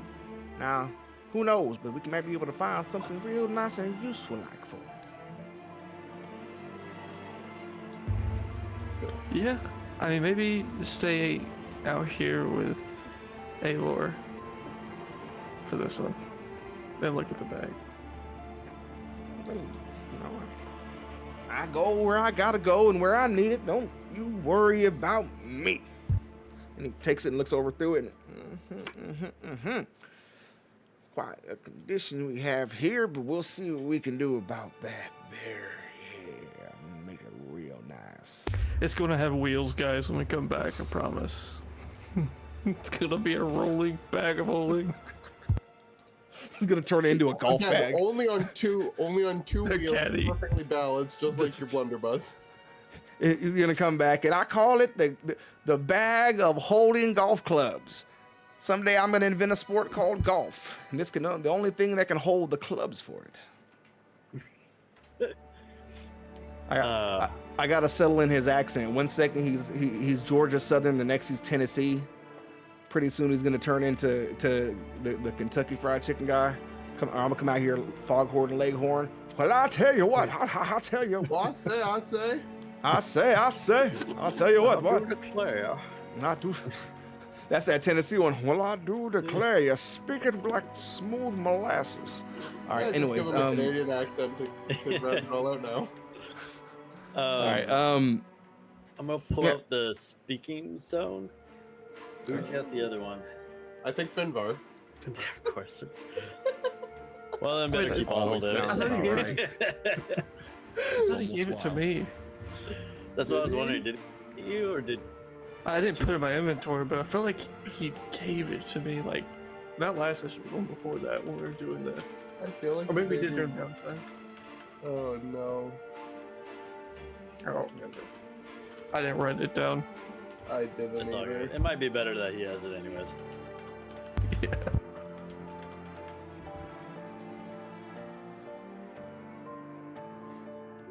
But Ragnar is going to unsheath his I was about to say cutlass, his scimitar, which shows out the bright green light of the flame, and he's gonna use it to see forward, basically. You guys pushing onwards. Goggles are on. So we can see in the dark. And me and Ragnar have got. I'm blind. Everything's black. Too bright. Too bright. Hold on. Jasper, you gotta hit the button on the goggles right there. That's right. Yeah. Nova 6 going dark. Let's bring it to Buster. It was like it shows for 30 feet dim light, 15 in bright and 15 in dim. All right. Oh shoot. First off, Like, should I put this Oh. away? I also do have the spell light. Or the cantrip light. as it had opened up there. Boom, boom, boom. Let's say Ray. Oh. The way forward is shut. Way forward is upon us. And we got the man up on the stump. All right, you guys seeing it? Everything Yep. cool. Okay, I have control of Ira. All right. So, actually moving further into this place here as you all kind of step about. Inside this section, it seems to be a all but closed off area. Some statues lining the wall here. Going along the walls itself are murals carved into there, depicting some ancient battle all along the sides of the wall as you guys walk up this tunnel. It's quite clear from certain gear, such as the horns on the helmet that it wears, this crown. The figure there is none other than Ragvar Greenhand, the founder, battling some overwhelming forces from above. Moving further down the end, you can see as he's battling these forces, he's being outnumbered and overrun. So it shows victory here or there in the beginning, but then just loss after loss. This is all painted on the walls and kind of just very silhouette-like images. Before stepping further in, mostly empty, some strange pieces of armor and such, empty knight's gear, not together, broken up, some helmets here, some chest plates there, hanging from chains from the ceiling, and steps leading up to a platform where a large box sits. The box has kind of a handle on the top of it, almost looks to be some kind of a crank.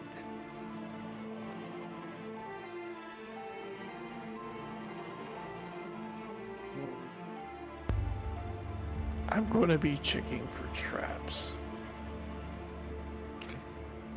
Go ahead and roll me an investigation. And I've got advantage from chat earlier. Somebody use that. Oh, nice. Ooh. Look, they help sometimes. Sometimes they do nice stuff for y'all. It's 21. 21. So, checking around here, you don't find any traps in the ground, and you do find some on some of the walls. There's some sections there, some like square sections of stone that you kind of find have a little bit of give to them. In one section over on the eastern wall, it's a larger chunk, almost like a doorway. You just barely find very slight kind of pressings on your finger of where that little crack there. It's almost a perfect seal. Hey, I think there's something over here, guys. I'm gonna try to.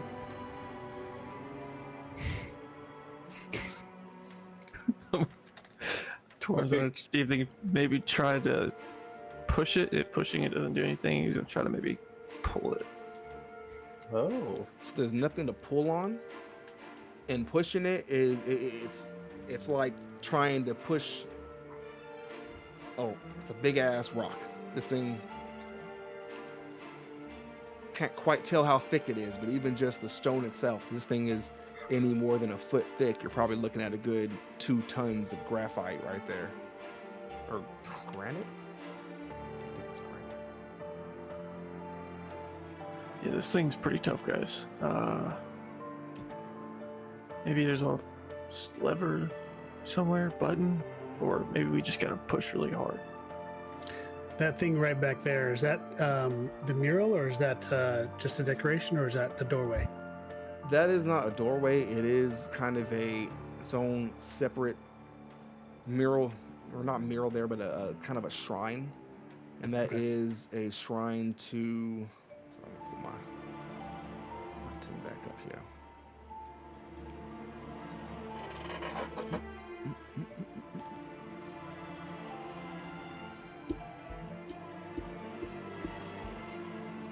Where is it at? Give me 1 second. Anyways, I gotta go back and find the right one. That's my fault, y'all. But that is a shrine to an artisan god, a builder god. Okay. Okay. I'll mark the wall just so we know where it's at.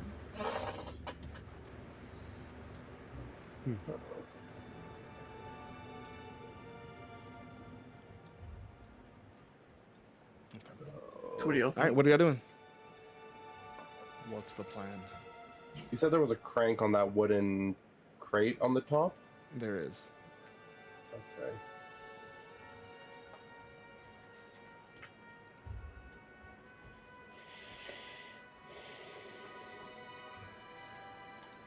Uh-oh. Should we crank it? I'm afraid, given the location we are in, but I do not see any other options. I mean, I'll crank it if you want me to. You just take a step back. No, Where'd you got it? While they're I think I can do it. I've been blown up a few times. So. while they're investigating and discussing, I'm gonna ritually cast detect magic, just so I've got some eyes on. Okay. Not detecting any kind of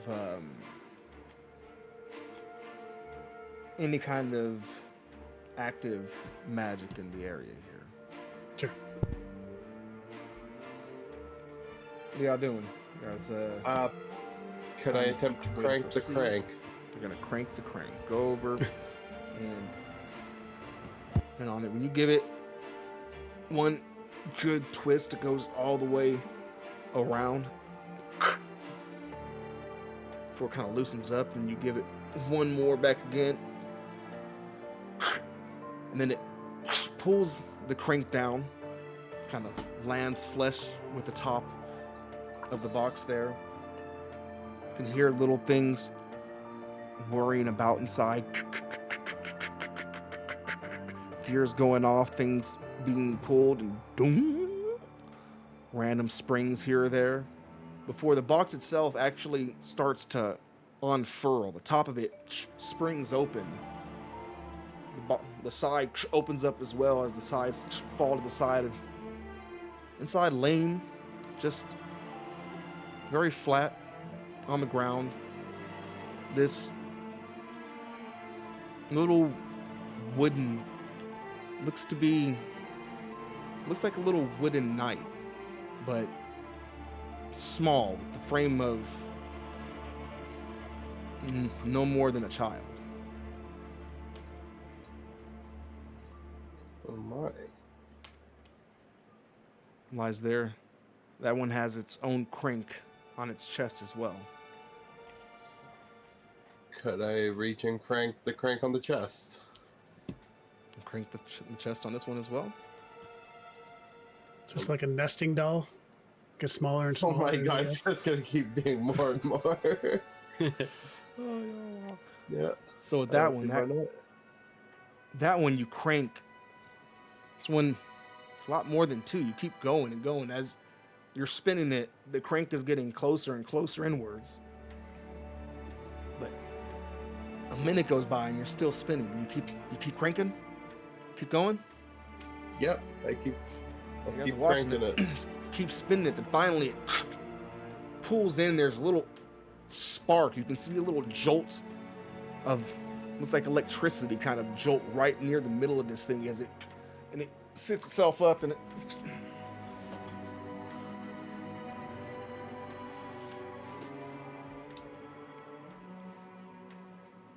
Is it radiating magic? not any.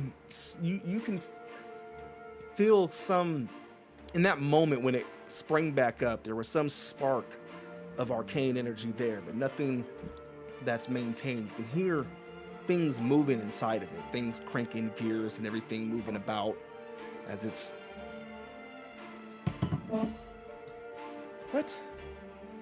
What happened? Where are we? Are you all supposed to be here?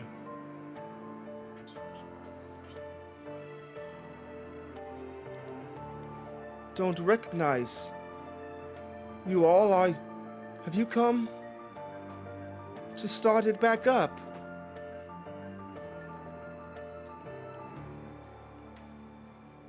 I'll look to Ragnar. To start the forge back up. The forge? I don't know about any forge. Have you come to open back up the warehouse? Have you come to wake them back up? Why, yes, if you could show us the way.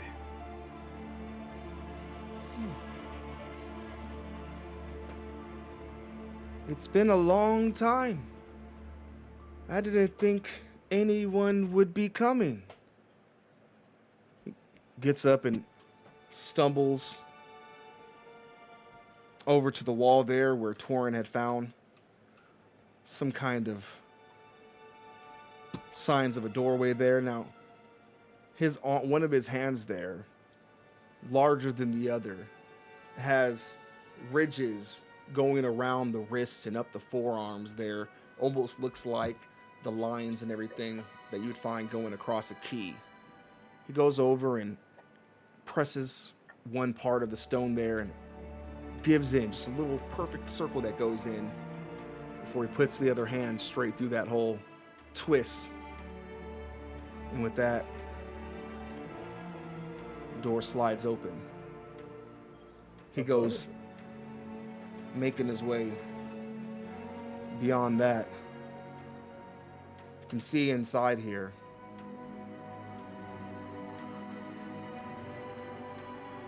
chains hang from this platform. Odd mechanisms start to fire up on the inside. You can hear spinning and chains.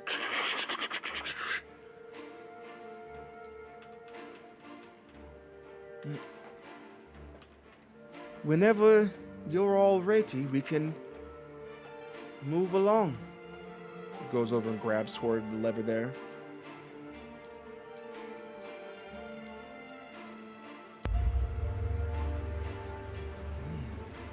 All right. All right. With that, grabs hold, pulls one of the levers. Thing.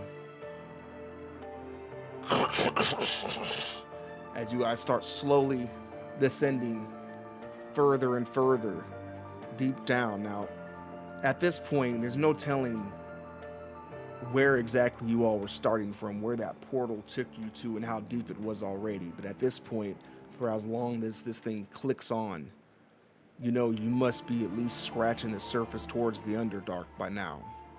Continues to clip onwards. The little kind of night boy there, and you can see on his forehead, he's got carved, etched into the top of the helmet there, it says KB13. KB Toys. Sorry.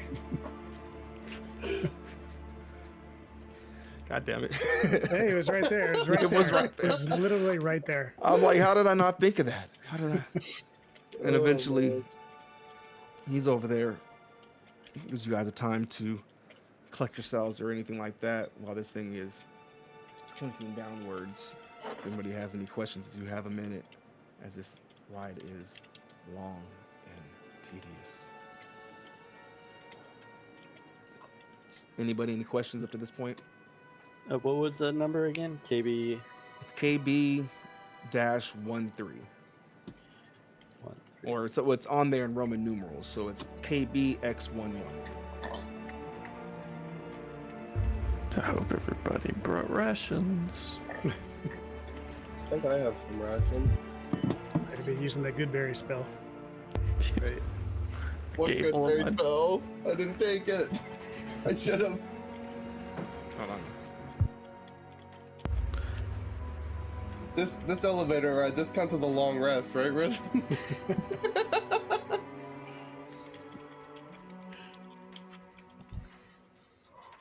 Oh no, I should have taken Goodberry. Nah, you can keep. We're probably gonna be down here for a while. Yeah. At least the Silent Shadows won't find us down here, huh? Yeah, but what else might? Unless they're already down here.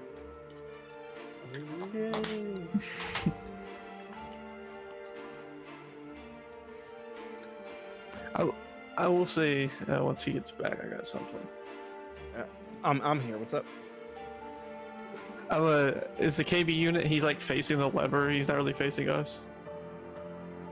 Yeah, he's over there essentially just kind of ticking in the corner there, holding on to Okay. the thing. I'm gonna just kind of go on the opposite side, go away from him, pull out the book and the amethyst, and see where it's pointing to. Ooh. So you set it in there. It gives another spin around there for a second, before eventually goes back, pointing off somewhere back in the distance. You're not quite sure exactly what direction this would be from where you stand, being as you didn't know where the portal put you out at. But it's not like pushing forward anywhere. It seems to kind of still be, if it's aiming the same way, then it's still aiming somewhere off to the north.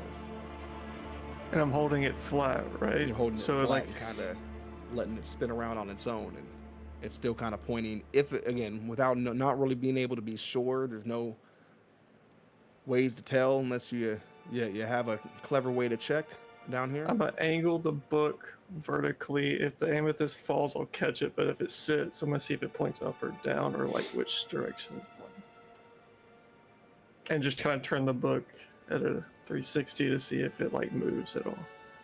When you tilt it, it still slides down, everything like that. It stays kind of tilted in that direction, but when you tilt the book, it kind of just slides off, still pointing that way. Okay. All right. I'll put it back.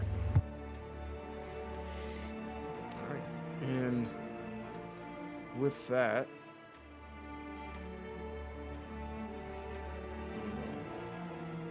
like I said, a lot of moving parts in this one. Give me a second. Get it all.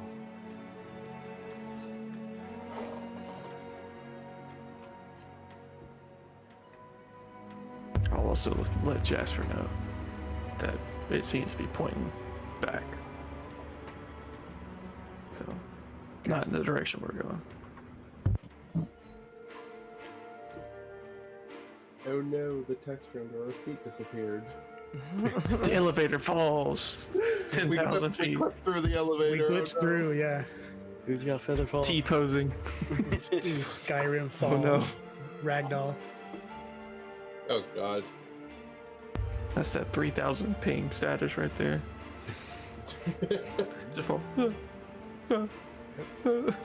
Keep rubber banding right back to the top before. Oh god. Implemented a new feature in my campaign, latency. And with that, as you guys land back down there and everything,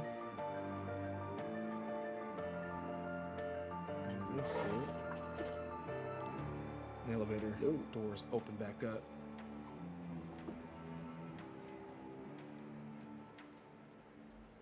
You all are once again free to move about said cabin.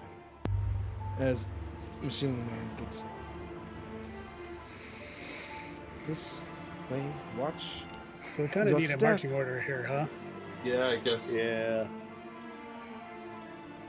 Let's be a little more strategic about this. Am I lighting the way, or do you guys not need it? I don't Here, think they need it. You guys Okay, go I'll- ahead, gather yourself in your marching order, whatever your marching order is going to be, and then that way I can move you guys. It'll be easier to narrate that way as well, anyways. Well, I can go in the front if you want. It's fine. Being in melee doesn't affect me anymore. No, that's cool. I'll be in the front. I am still melee, so. Okay. I'll be as close to the front as possible, being the tank. Okay. Our You can wizard get in front. tank. Yeah, you go. Yeah, the wizard has the highest AC in our group. Hey, man. And the That most is hit definitely a new points. one there, right? Both hit points, both AC. Oh yeah, I forgot to mention to y'all. I did the sacrifice thing during our Oh no. whatever. I'm at 21 hit points right now. Hit points? Took out 11 of mine. Yikes. So Okay, maybe you get back a little bit. You step back a little. Back to getting one shot again. Maybe you sacrifice something down here. Oh. There. we got the. No, we got this. We got the. Yeah, you get. We All right. did. All right, we got everybody. So, I'll follow Jasper. I'll be a second. so moving on there and stepping down forward and off into the next space here. The room itself is full of boxes and crates. All kinds of tools and such are just strewn all about. You can see hanging from the ceiling there, dark silhouettes thrown onto the wall there, cords and such tying more of these wooden men, mostly knights, and some of them looking like jesters in all manner of different forms, different must be prototypes, different numbers etched into their foreheads there, hanging from it. In the back corner, you can hear some shambling, something moving around back there.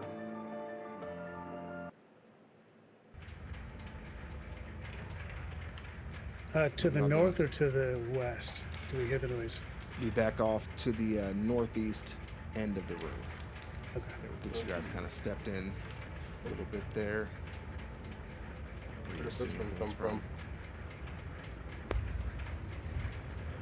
Is there a door here you could open? Because I can only see this hallway, man. Oh, look at the stream. Yeah, Torin can only see that little hallway. I can't see Torin. That was weird. Where is Yeah, that? it's being Oh. weird. I can't see Torin. Oh, that's my fault. I did not move It's the one of dynamic the lighting. Yeah, it's one of the linings. I didn't move into the right area. Oh. Woohoo. Oh my god, the room is so much bigger now. There you go. There you go. Like I said, a lot of moving parts tonight. All right. Just trying to calculate them all. All right. Yeah, okay. And so with that, the robot boy, little mechanical man, goes moving off towards the back there, kind of just shambling off around the corner. Don't get into anything you shouldn't. And he Stay in his footsteps. Yeah. go back over and you're following him to the back there. Hanging in the back of this area, there is another one of these mechanical things here. This one not in anywhere near as good a shape as your guys' little friend. He is seemingly just damaged. Half of the body, the lower half, missing entirely, hanging there freely from these cords there. Its head kind of drooping as he looks about as best he can from time to time, trying to hold up. Catches one of your eyesights.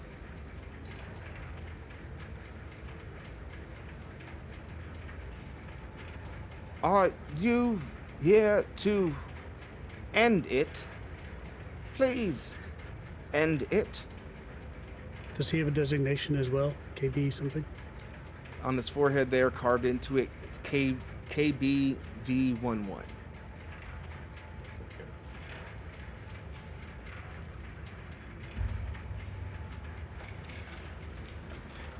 I kind of want to take that. Please, end it. It's been so long, hanging here, watching.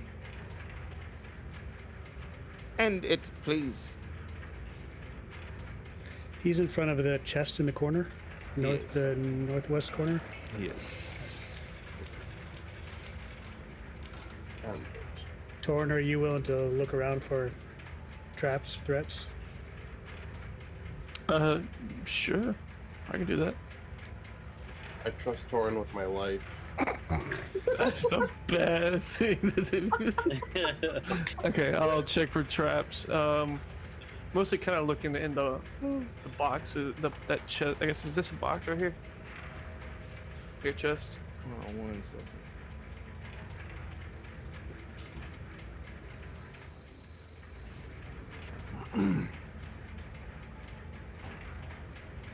Not to be on that layer, but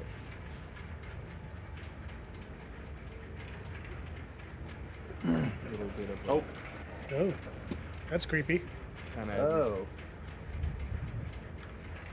hanging there in the corner there is what you got. Please end it.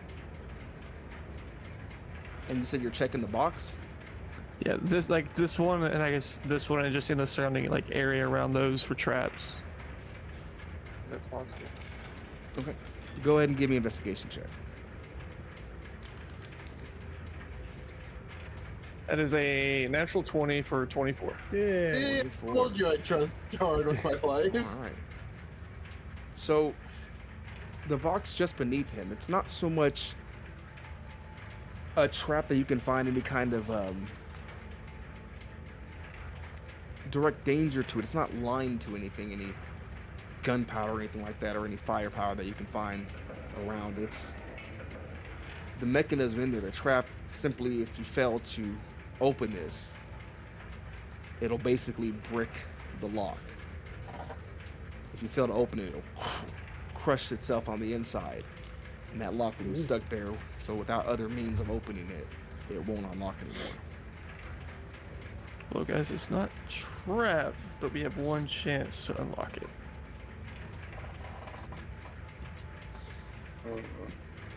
Which I can attempt. or if somebody has something.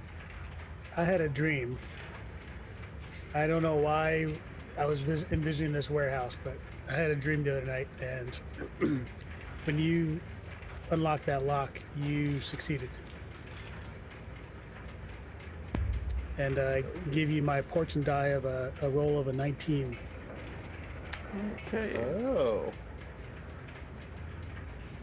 So I'll also, can I add on to that as well? you would It's add your just, modifier to it. Yeah, it's just replacing Well- roll with a 19. Could I also add my what is it? It's my second wind to roll a d10 to add to a check. Yeah.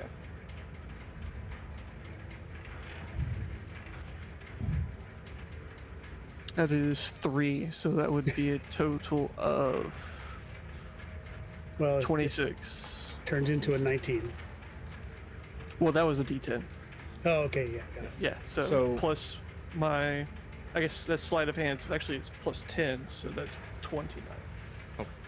Huh? So with that, you open it pretty easily. You know, for the emergency measures it has inside there, wasn't too hard of a lock to pick to begin with. Slide it through and it just let it go loose there. It pops open. Inside of it, this is more of like something similar to a travel chest. On the inside, little compartments with a number of paperworks. A couple of at the very bottom where the largest boxes on the inside there are pieces of one of these things there. Not complete pieces. Some of them just some outer shells and a couple of random little mechanisms you don't recognize yourself. And then other than that, boxes of notes and journals.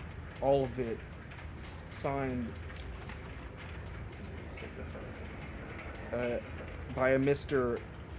Jegram Feinstamp.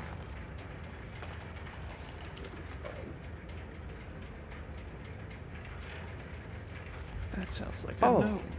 These papers belong to the maker. Do you mean to continue his work then?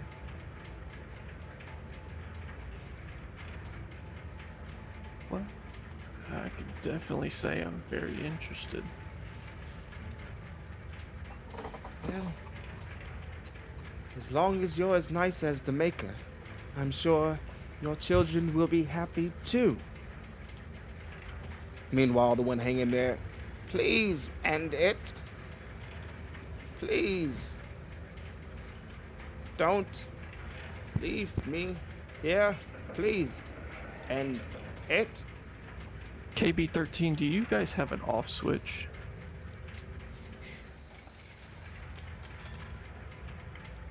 Unfortunately not. We all, once moving, function for some time unless recharged. This one, though, this was an earlier failure, and he knocks on Thing's head, that the Maker did not care for so much. He does not die out. He keeps going. I thought the Maker was going to end him before putting us away, but it seems he was left here. Can only imagine 2 millennia hanging in the closet. Sad, sad, poor KB7. Always so sad. Please end it. Well, KB13, I'll have to say this. That reminds me a lot of me. So I will try to take him off the hanging, or whatever he's hanging from. It just Gonna Ask- unclip him. He's Yeah, he's unclip hanging him from from- the cords up there. He's got little bolts in his arms there with little hooks that he's locked into. Just unlatch him. What are you gonna do with him? Again, he's basically an arm, half a torso, and a head. Is there like a net anywhere, like a rope, like rope intertwined to kind of make like maybe a All kinds of backpack? tools and random things lying around in this area here. So finding a rope is as easily as just grabbing one of the ones that are hanging off of or sitting on one of the boxes here. And how heavy is he? Is he pretty heavy or? Surprisingly not, considering that most of him is gone anyways, and he is mostly made of wood, and mostly it feels like hollow on the inside. Whatever metal is in there doesn't seem to be too much of it. So, I mean, it's not light, but he's probably got a good 60 pounds. Okay. Well, I'm not going to end it. I'm going to extend it, but I'm going to extend it to where you can actually walk again and function properly. And then I will find rope, make a little pack, and then put them like over my back to carry him. Oh dear. Please, just end it. And it slouches back and kind of just hangs limp on your back there. But he is tied on, secured on there. You got you a little over-the-shoulder companion, your own Tamagotchi. All right.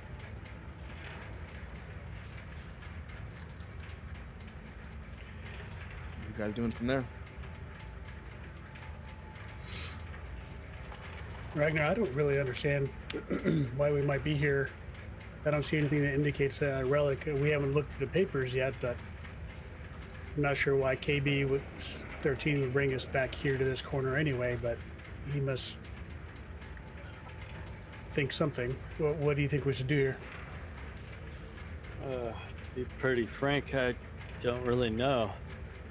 There's a lot of boxes, but I don't think the wooden creatures are the relics, right? I doubt it. They barely radiate any magic. At least the first one did. You all, so you have not come to work, you have come for the relic, yes? Is that why you are truly here? Yes. Oh. Why didn't you say so? I can help with that. Just down this way. Go ahead. Guys, be careful. After you.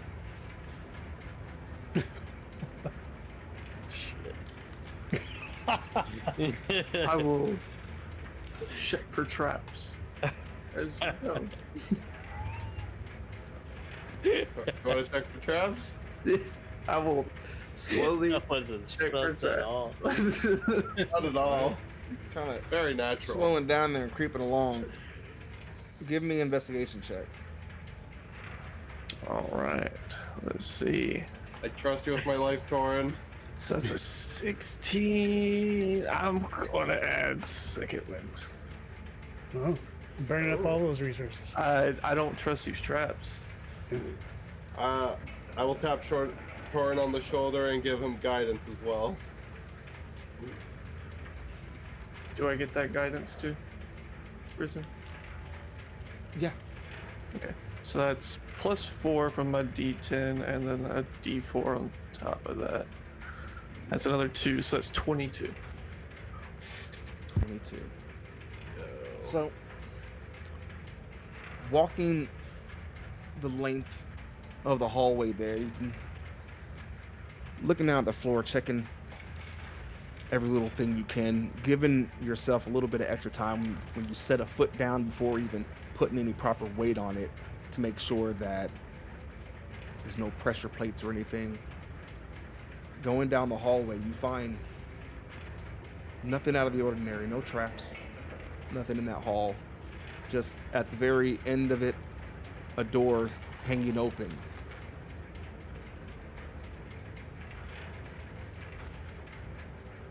This door right here, you said? That door right there.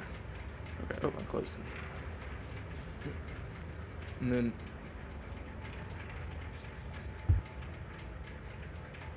heading inside of here, as you step into this room, there are 6 like statues similar to the things that you had seen out in the warehouse, the different models of these things. Only these ones don't have any model numbers on their foreheads. And they all match each other, unlike the others, which were all some variety of different. Following behind you there, as KB13 gets towards the door there, he stops, Close it. presses something on the door frame. The door slams. You guys, it's starting to swing shut. What are you guys doing as it starts to swing shut? Only some of you have, from where you're at right now. What can you do? What are you doing? I'm gonna stick my short sword, see if I can jam it to stop it. Give me a dexterity check or dexterity save. Dexterity save. I'm gonna use my heroic inspiration. Because that's so bad. Oh god. That's 14. 14. Swing it there. And you catch it. Hits at the very kind of converging point of your blade there. And squeeze it back out. You just barely miss it as it throws off sparks. The door slams shut. Could have seen that coming. You can hear mechanisms start going off there. The statues that are all standing there, they all seem to take half a step forward and then stop. KB13 says, "Good luck in there. I'm sure you'll be fine. I have other business to attend to. Good day." And you can hear his little footsteps as he starts making his way away, sounding like wood on stone. And then on the ground there, etched in a little circle, you can see on the floor. Give me 1 second.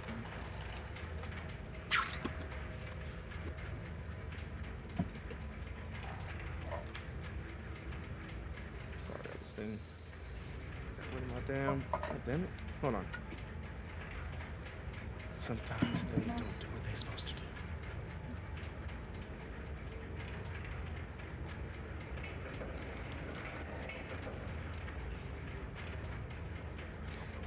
Do you guys see 3 doors, 3 exits, or 4 exits, 1 on each wall? Oh yeah, I see 3 that we can The go to. recess is only one clickable. Okay. The one behind us is the way is shut. God damn it. Nice. God damn it, Torn, we trusted you with our lives. I So- didn't see anything. I know, I'm kidding. So on the floor there, written, engraved into it, it says, "When strength has failed and knowledge twists into cruelty, he turned to a deep breath, not of might nor mind, but of clarity." With that,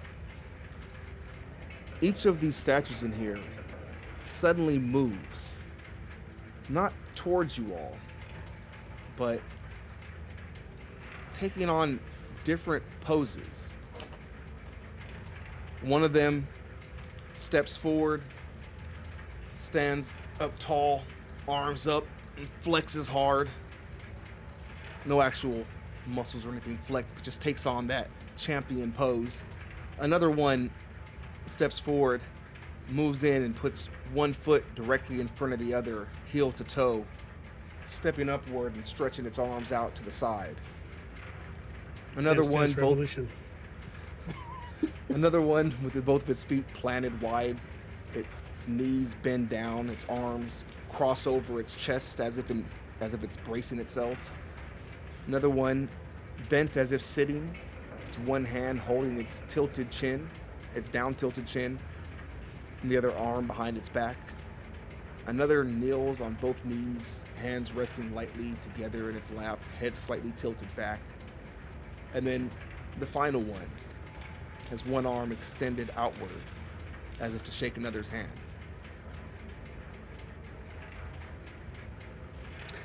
Read the inscription for us one more time because I think we should take a pose. So that inscription reads, And I think it's the fifth one. I think Says- I was thinking the same thing. when strength failed and knowledge twisted into cruelty, he turned to a deeper truth, not of might or mind, but clarity. The fifth one sounds like it's praying, so cleric is what comes to mind with clarity. I agree. Meditation. Perception of the world. Yeah, I agree. Are they lined along the walls or just scattered throughout the room? They are lined up along the walls, so like I said, I've spent days here with these maps. Some of it didn't That's all fair. get in there, but they're essentially lining each corner here, and then an additional one there and there on the walls along the top side. So should we put that one in that circle? The kneeling one? The fifth one? Sure. Or we just do the pose in the circle. Let's try both. All right, so who's doing what first? I think the pose would hurt less if it was Yeah. wrong. If it's right. Because as soon as we touch them, who knows what will happen. So let's Very try good point. posing ourselves first. Smart. All right. So who's making the pose? Who's standing in the circle to make the pose? I feel like I should be the one to do the pose. Go for it. I will do the pose of the fifth one. The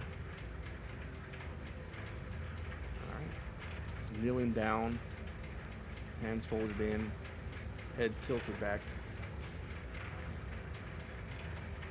With that, all except for that one, the other five all move, take another step forward, and then kneel down and replicate the same pose.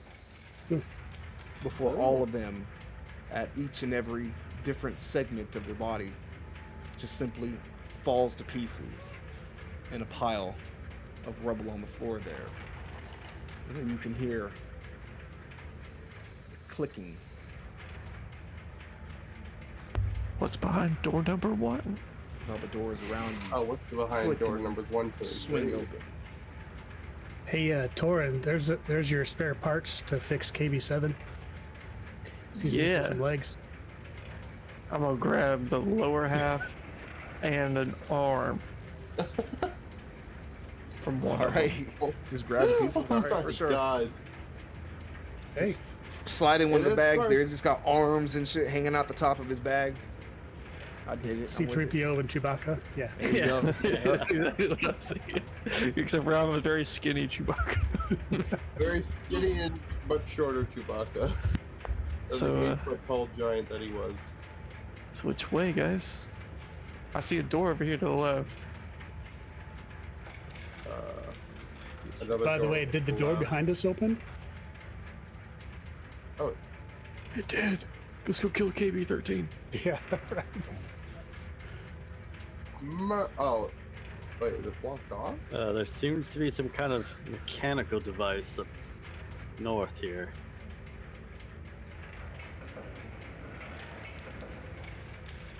Oh, let's start there. North it is. You're muted, Risen. Listen to the one. Some of these closer rooms to look it. empty. Keep in mind, if you go into a room, just let me know where you're going so I can narrate what's actually there. Like I said, sometimes Okay. I ran out of time on adding every little detail to the map, so there is stuff in these rooms. It's just didn't have time to put it all there. So, which way are you guys going, or who's going which way? I mean, I like north, guys. What do y'all think? North seems. Better than, as see good as something. any other direction. So Yeah, it doesn't really matter. I was just naming what I saw. We can see caught our something. attention. You've enraptured us. We can- All right, I will take that step forward then. Alrighty then. Going into this room. Oh, no, I'll make it right. Oh shit. We're in there. See, having found his way some way around from the other end, KB-13 stands over, banging at different things on this machine over here, seemingly trying to get it running. And he looks back over to you. Oh, I'm glad you all made it. Sorry, there was no other way to get through. The other way could barely squeeze me through. But you all made it just like I knew you would. So, you ready to help me out?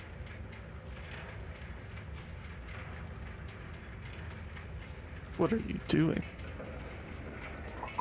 Trying to open the way forward. The artifact is just beyond that door there. But this machinery is quite old. Hasn't been ran in quite some time. I'm afraid it doesn't quite have the juice it did before. Needs a kickstart. I'd like to take a look at it.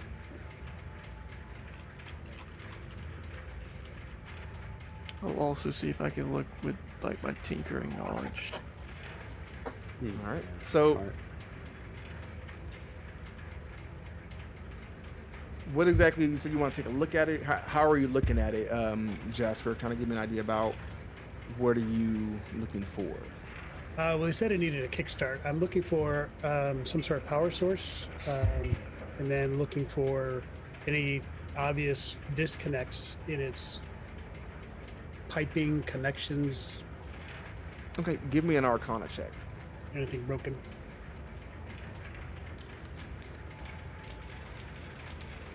Right. That would be a 21. 21. So you can see that there are certain little parts, little things whirring around, spinning a little bit, but not quite at any kind of speed you can imagine is doing whatever it's supposed to do. There is a small crystal at the top there that is, you can feel some arcane energy off of it, some evocation magic or enchant, something that was enchanted into this crystal there to be some kind of a power source. Imagine almost like a battery, but it seems to have lost its charge somewhere along the way. And then Torin, go ahead and give me for tinkering, give me intelligence with proficiency for your tinkerings.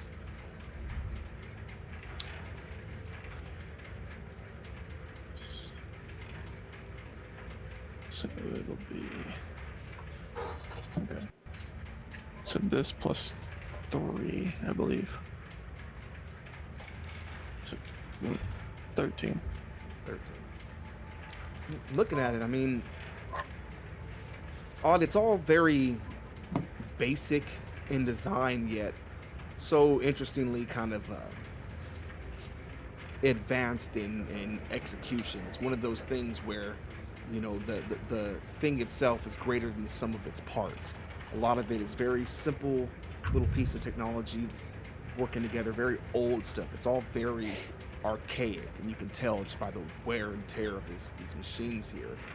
But you can see some places where kind of bolts have been loosened and kind of worn out over time, places that you could tinker with it as well to help get it back up and running, if that is your goal. Yeah, I'll start tightening up the bolts. Bolts are, so with that, grabbing any, there's plenty of wrenches lying about here, kind of getting some of the hoses and things like that tightened up. You can already hear some things starting to pick up. That little whirring piece starts spinning a little bit faster there, but it's still just lacking the energy, the juice it needs.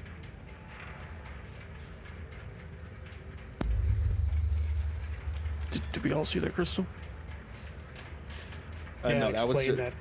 oh, you I think did the power, the crystal's just missing some power. I think some arcane power. I might be able to power it up. What did you see Torn, when you looked at it? Just some old loose things that I tightened up a little bit. Do you think maybe our crystal could charge it? Oh, that's a good question. Yeah, either that or I could imbue some of my spell power into it. Why don't we try your crystal first, and if that doesn't work, I'll cast some spell power into it. Is that crystal like floating, or is it being held? It is inserted in there. It is kind of, it almost looks like a spark plug, the way it's connected. Okay, so I will pull the spark plug You're gonna pull it out? and swap it with my amethyst and Caleb amethyst. You're gonna plug that amethyst into there? That is the plan right now? That's what you're doing? Okay, for sure. This happened with the bag of holding. The same tone. I don't know if it's a good idea to remove it.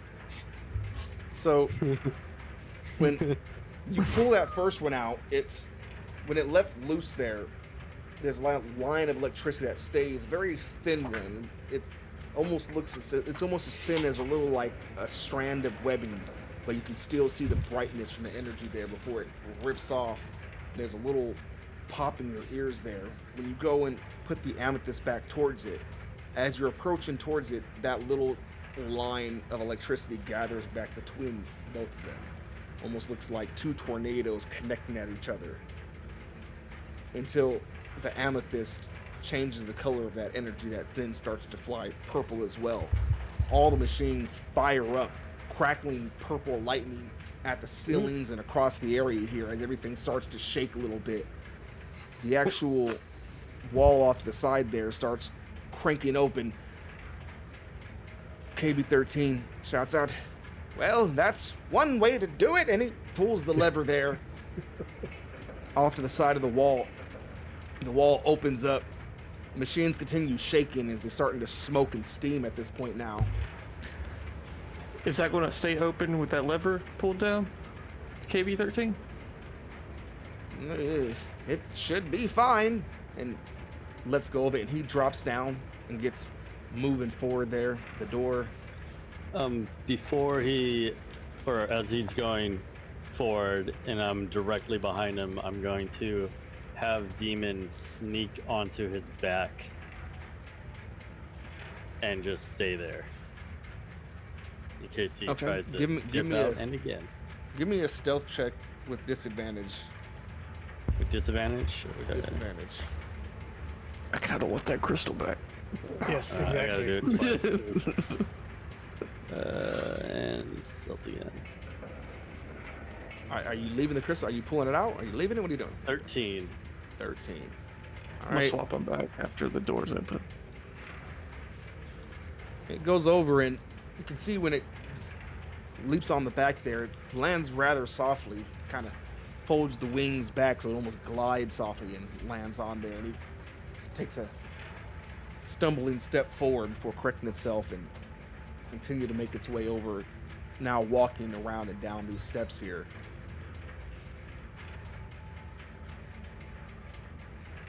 Everybody else ready to move on now? You guys I'm gonna try to swap the crystals back. You're gonna try to pull that crystal back out? Mm-hmm. Everybody's out of the way. So it'll get vaporized. All right, so as you reach back over and pull at this crystal, it is pulling back. It's not as if it's attached in there, bolted in there, like actually positioned or gripped on. It's when you pull away, as if some almost magnetic energy keeps on pulling it back towards it. It's just fighting against gravity, trying to pull it off of there. Give me an athletics check to try to pull it away. I'm gonna use luck.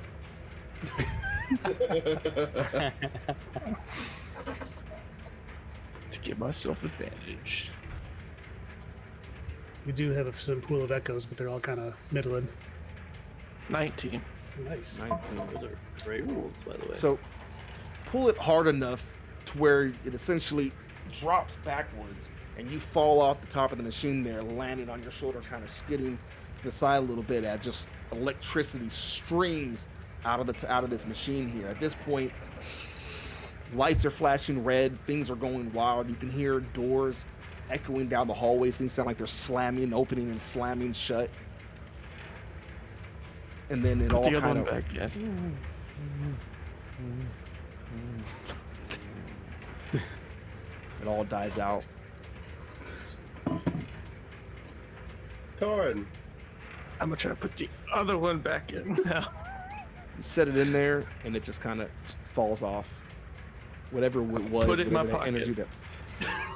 Then we're just Awesome. gonna go. Oh, Deal with it later. God. And getting back with the group there as you all start making your way. See, now you see why he got kicked out. But why?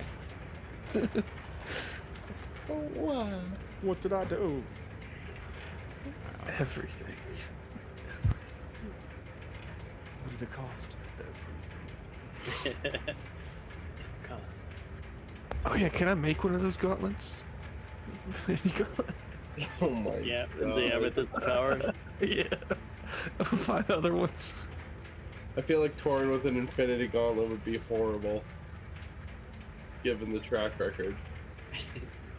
Whenever he snaps, it just explodes himself. Yeah, well, no, Exactly. see, I'll have it made. I'll go to Plimlin's new golf tournament, and instead of clapping, we're snapping. Because I'm just getting everything. Instead of wiping out half the life in the universe, you're just gonna wipe yourself out. I'm inevitable. Sorry.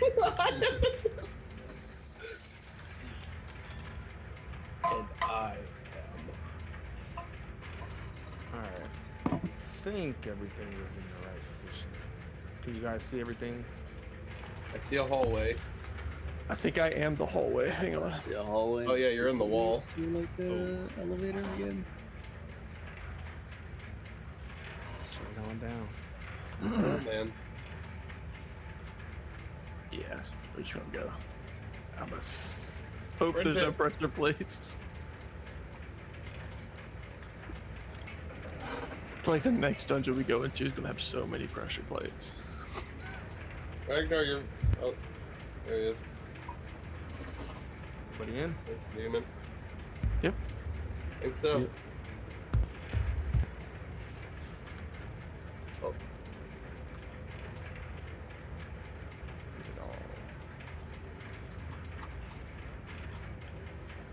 The For the record, completionist in me has some what I anxiety. realized here, as I was trying to do something very clever Listen all the other ways. with how I set this up, I did it in the most complex way possible. So next time, it'll be different.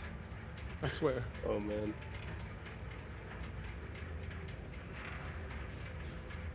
What was in the other rooms? We'll never know. I know, now we could have gotten stuff. Damn it. It's just stressing me out. We could have stolen more. Could have done more things. The power's already off in the facility. They don't have the security system up. Get it all. Yeah, So, Good job, Torin. we'll find out if it's a good or bad thing. Yeah. The Maybe soul forward Finbar is could turned off. Grab it on his way to us. Yeah. He checks Yeah. the other rooms.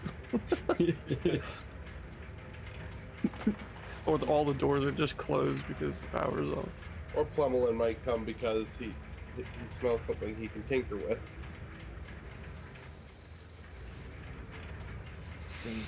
Make sure to write down that crystal because I really think that can be used to create your gauntlet. Oh yeah, the one that we got. Yeah, What were, The crystal that was originally in the machine. spell powered crystal. okay. Or arcane power I crystal. do believe I got it all. that is true. So it worked out. The doors have opened. And Another hallway. Hold on. Don't you go through those doors yet. Oh. Running. Oh, that's the same doors. I was running. Yeah. Ah! Face plants into the Got door. one very important component. BBEG. Oh god. All right, so this is the final boss fight, guys. How many of us are we getting a TPK, or how many of us are wiping? I think we're good as long as I don't get hit. All right, so I'm using all my spell slots on Ragnar again. I feel like that's just No, a theme. I think I'm just at the point where one shot I'm down. So Hey, I have 8 spell slots to use on you, sir. And I could give you Sanctuary. it's okay. I got a Misty Step now. So Ooh. Okay, so who wants Sanctuary on them? Torn needs sanctuary on himself to protect himself from Yeah, himself. but I don't think you can protect yourself from any AoE. Torn, you have to make a wisdom check before you do anything now. Wisdom check plus an intelligence check. You have to pass both.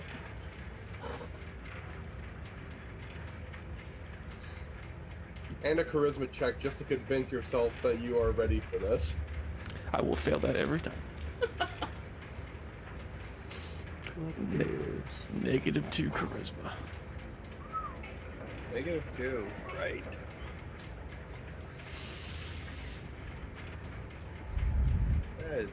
I love looking at my character sheet and just realizing the 2 I have the highest modifier in, I don't actually have that high of a stat in my intelligence.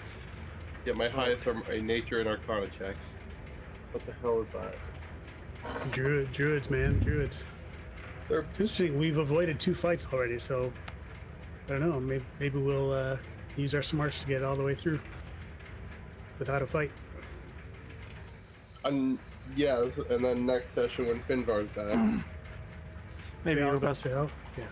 maybe we're about to get thrown into a battle royale where the last one standing gets the artifact. The gauntlet of the Soul Forged. That would be Ragnar, because he'll just fireball us all. Oh no, you have I wasn't Fireball now, thinking don't about it. you? Oh yes, I do. Oh no! Sanctuary doesn't work against Fireball. I have a broom. Avoided. Can I use Shield of Faith? Hopefully it works better than it does in Baldur's Gate 3. So I'm gonna say. With what? Fireball Room? sucks in that game. Oh, Fireball. Ooh, what is So- that? Oh, With that, you guys, That is KB cool. 1-3 steps forward in this room. These large cables running out of these holes at different corners of the ground there, running up to a tall section there. The height there seems to just go up higher and higher until even those with dark sight, it goes beyond where even your dark vision can reach. Way up there, bolts of lightning running up to it as he stands off in the middle there and looks about all of you. That's strange. It's supposed to be right here. You can hear cranking. If you look over, you can see those wires, those long, massive cords start to run quickly upwards. Sound of something heavy falling from that way as this massive machine of a beast drops down right on the center, crushing onto KB13. Demon! Demon!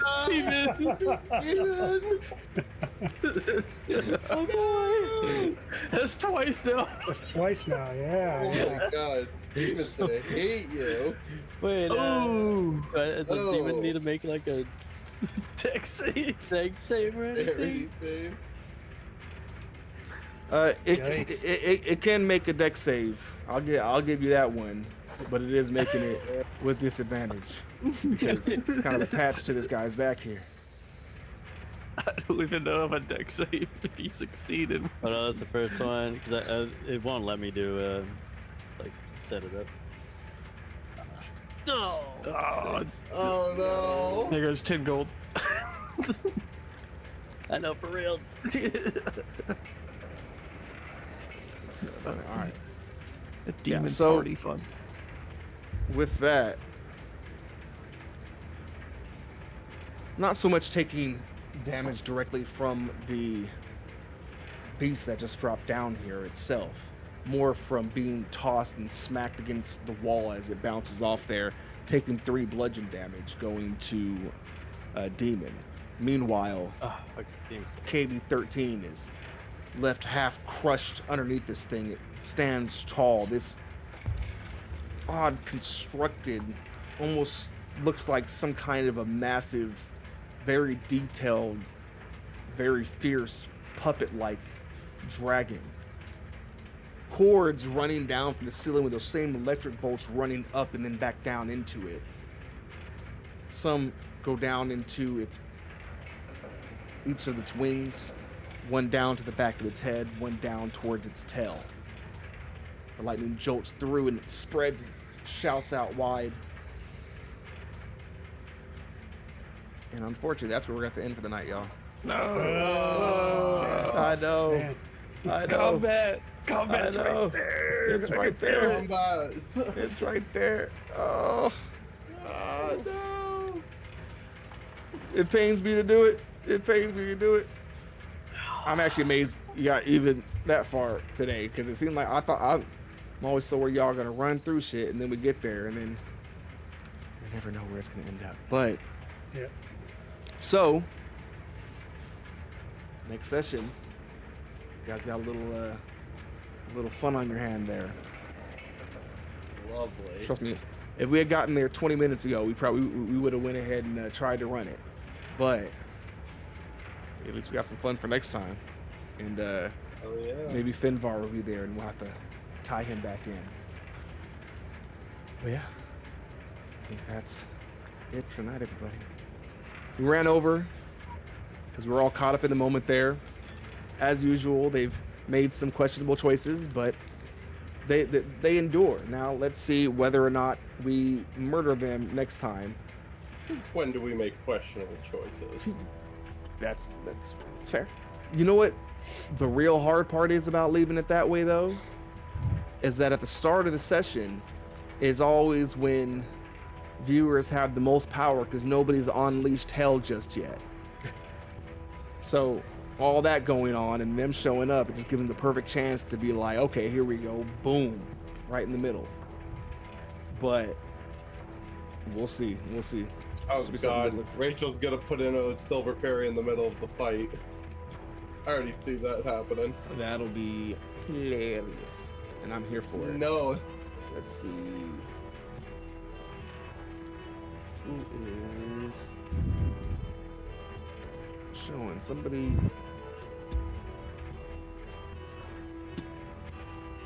Look for someone in a little crowd like us. Let's see. That's when it was easier to raid somebody. Just press the button. Now, there you go. There you go. It raised. It's done. It's gotta be done. So confusing now. But anyways, everybody who came through, thank you so much. Hope you had fun. Oh, one thing that I did mean to announce. So I've been telling my son that we were gonna do something together, like stream wise and stuff like that, for a while, and I finally had a little extra money. Went ahead, I ordered a capture device. So I'm a millennial, y'all. I've been gaming for a long time. I'm an old school GoldenEye first person shooter player and stuff. So like many in my with my particular disadvantage, which is being a millennial, I hate Fortnite. I don't like it. I see some appeal to it, but I can't get into it myself. I hate it, but my son loves it. So I have agreed he is going to teach me to play Fortnite. So we're trying to get it started this Sunday. It'll be me and my boys streaming together playing Fortnite. Now he has some speech problems, so you know, we're gonna do the best we can, but I'm gonna make sure he's in it. It's really, honestly, if everybody comes through, I appreciate it. It's really just more me kind of finding something to hang out and do with my son, kind of a hobby and stuff that we can do together. So no one shows, whatever, but we will be here. That's the plan. Plan is Fortnite. Plan is, you know, he's gonna I'm gonna try my best not to crash out and go straight on everybody and start ranting and raving about back in my day, we didn't have no microtransactions. Like, you know, I'm not gonna do all that. I'm gonna do my best to resist that urge. But To repeat the that'll day. be, what's that? Repeat the day. Sunday. The day It's that- gonna be Sunday. So we will be here on Sunday, go. and I will see how it goes. I'm gonna try my best not to rage out. I've played Fortnite before. I've played games that are similar to it before, so I think I'm gonna do all right with the game. It's just whether or not the way these games work, which is what really gets in my brain, whether or not that starts. But that's the thing though. That's gonna be my challenge for the game, is that I'm gonna resist my instinct, which is to rant like I'm doing now. I'm gonna shut the hell up. We're gonna get the raid started. We're gonna do it over for Nicholas Corey. They're playing a little game here, so go on over, everybody. Say hello, say what's up, and we will catch you guys next week. We're starting off with crazy Robo Dragon fight. Oh yeah. All right. Bye everybody. Bye, everybody.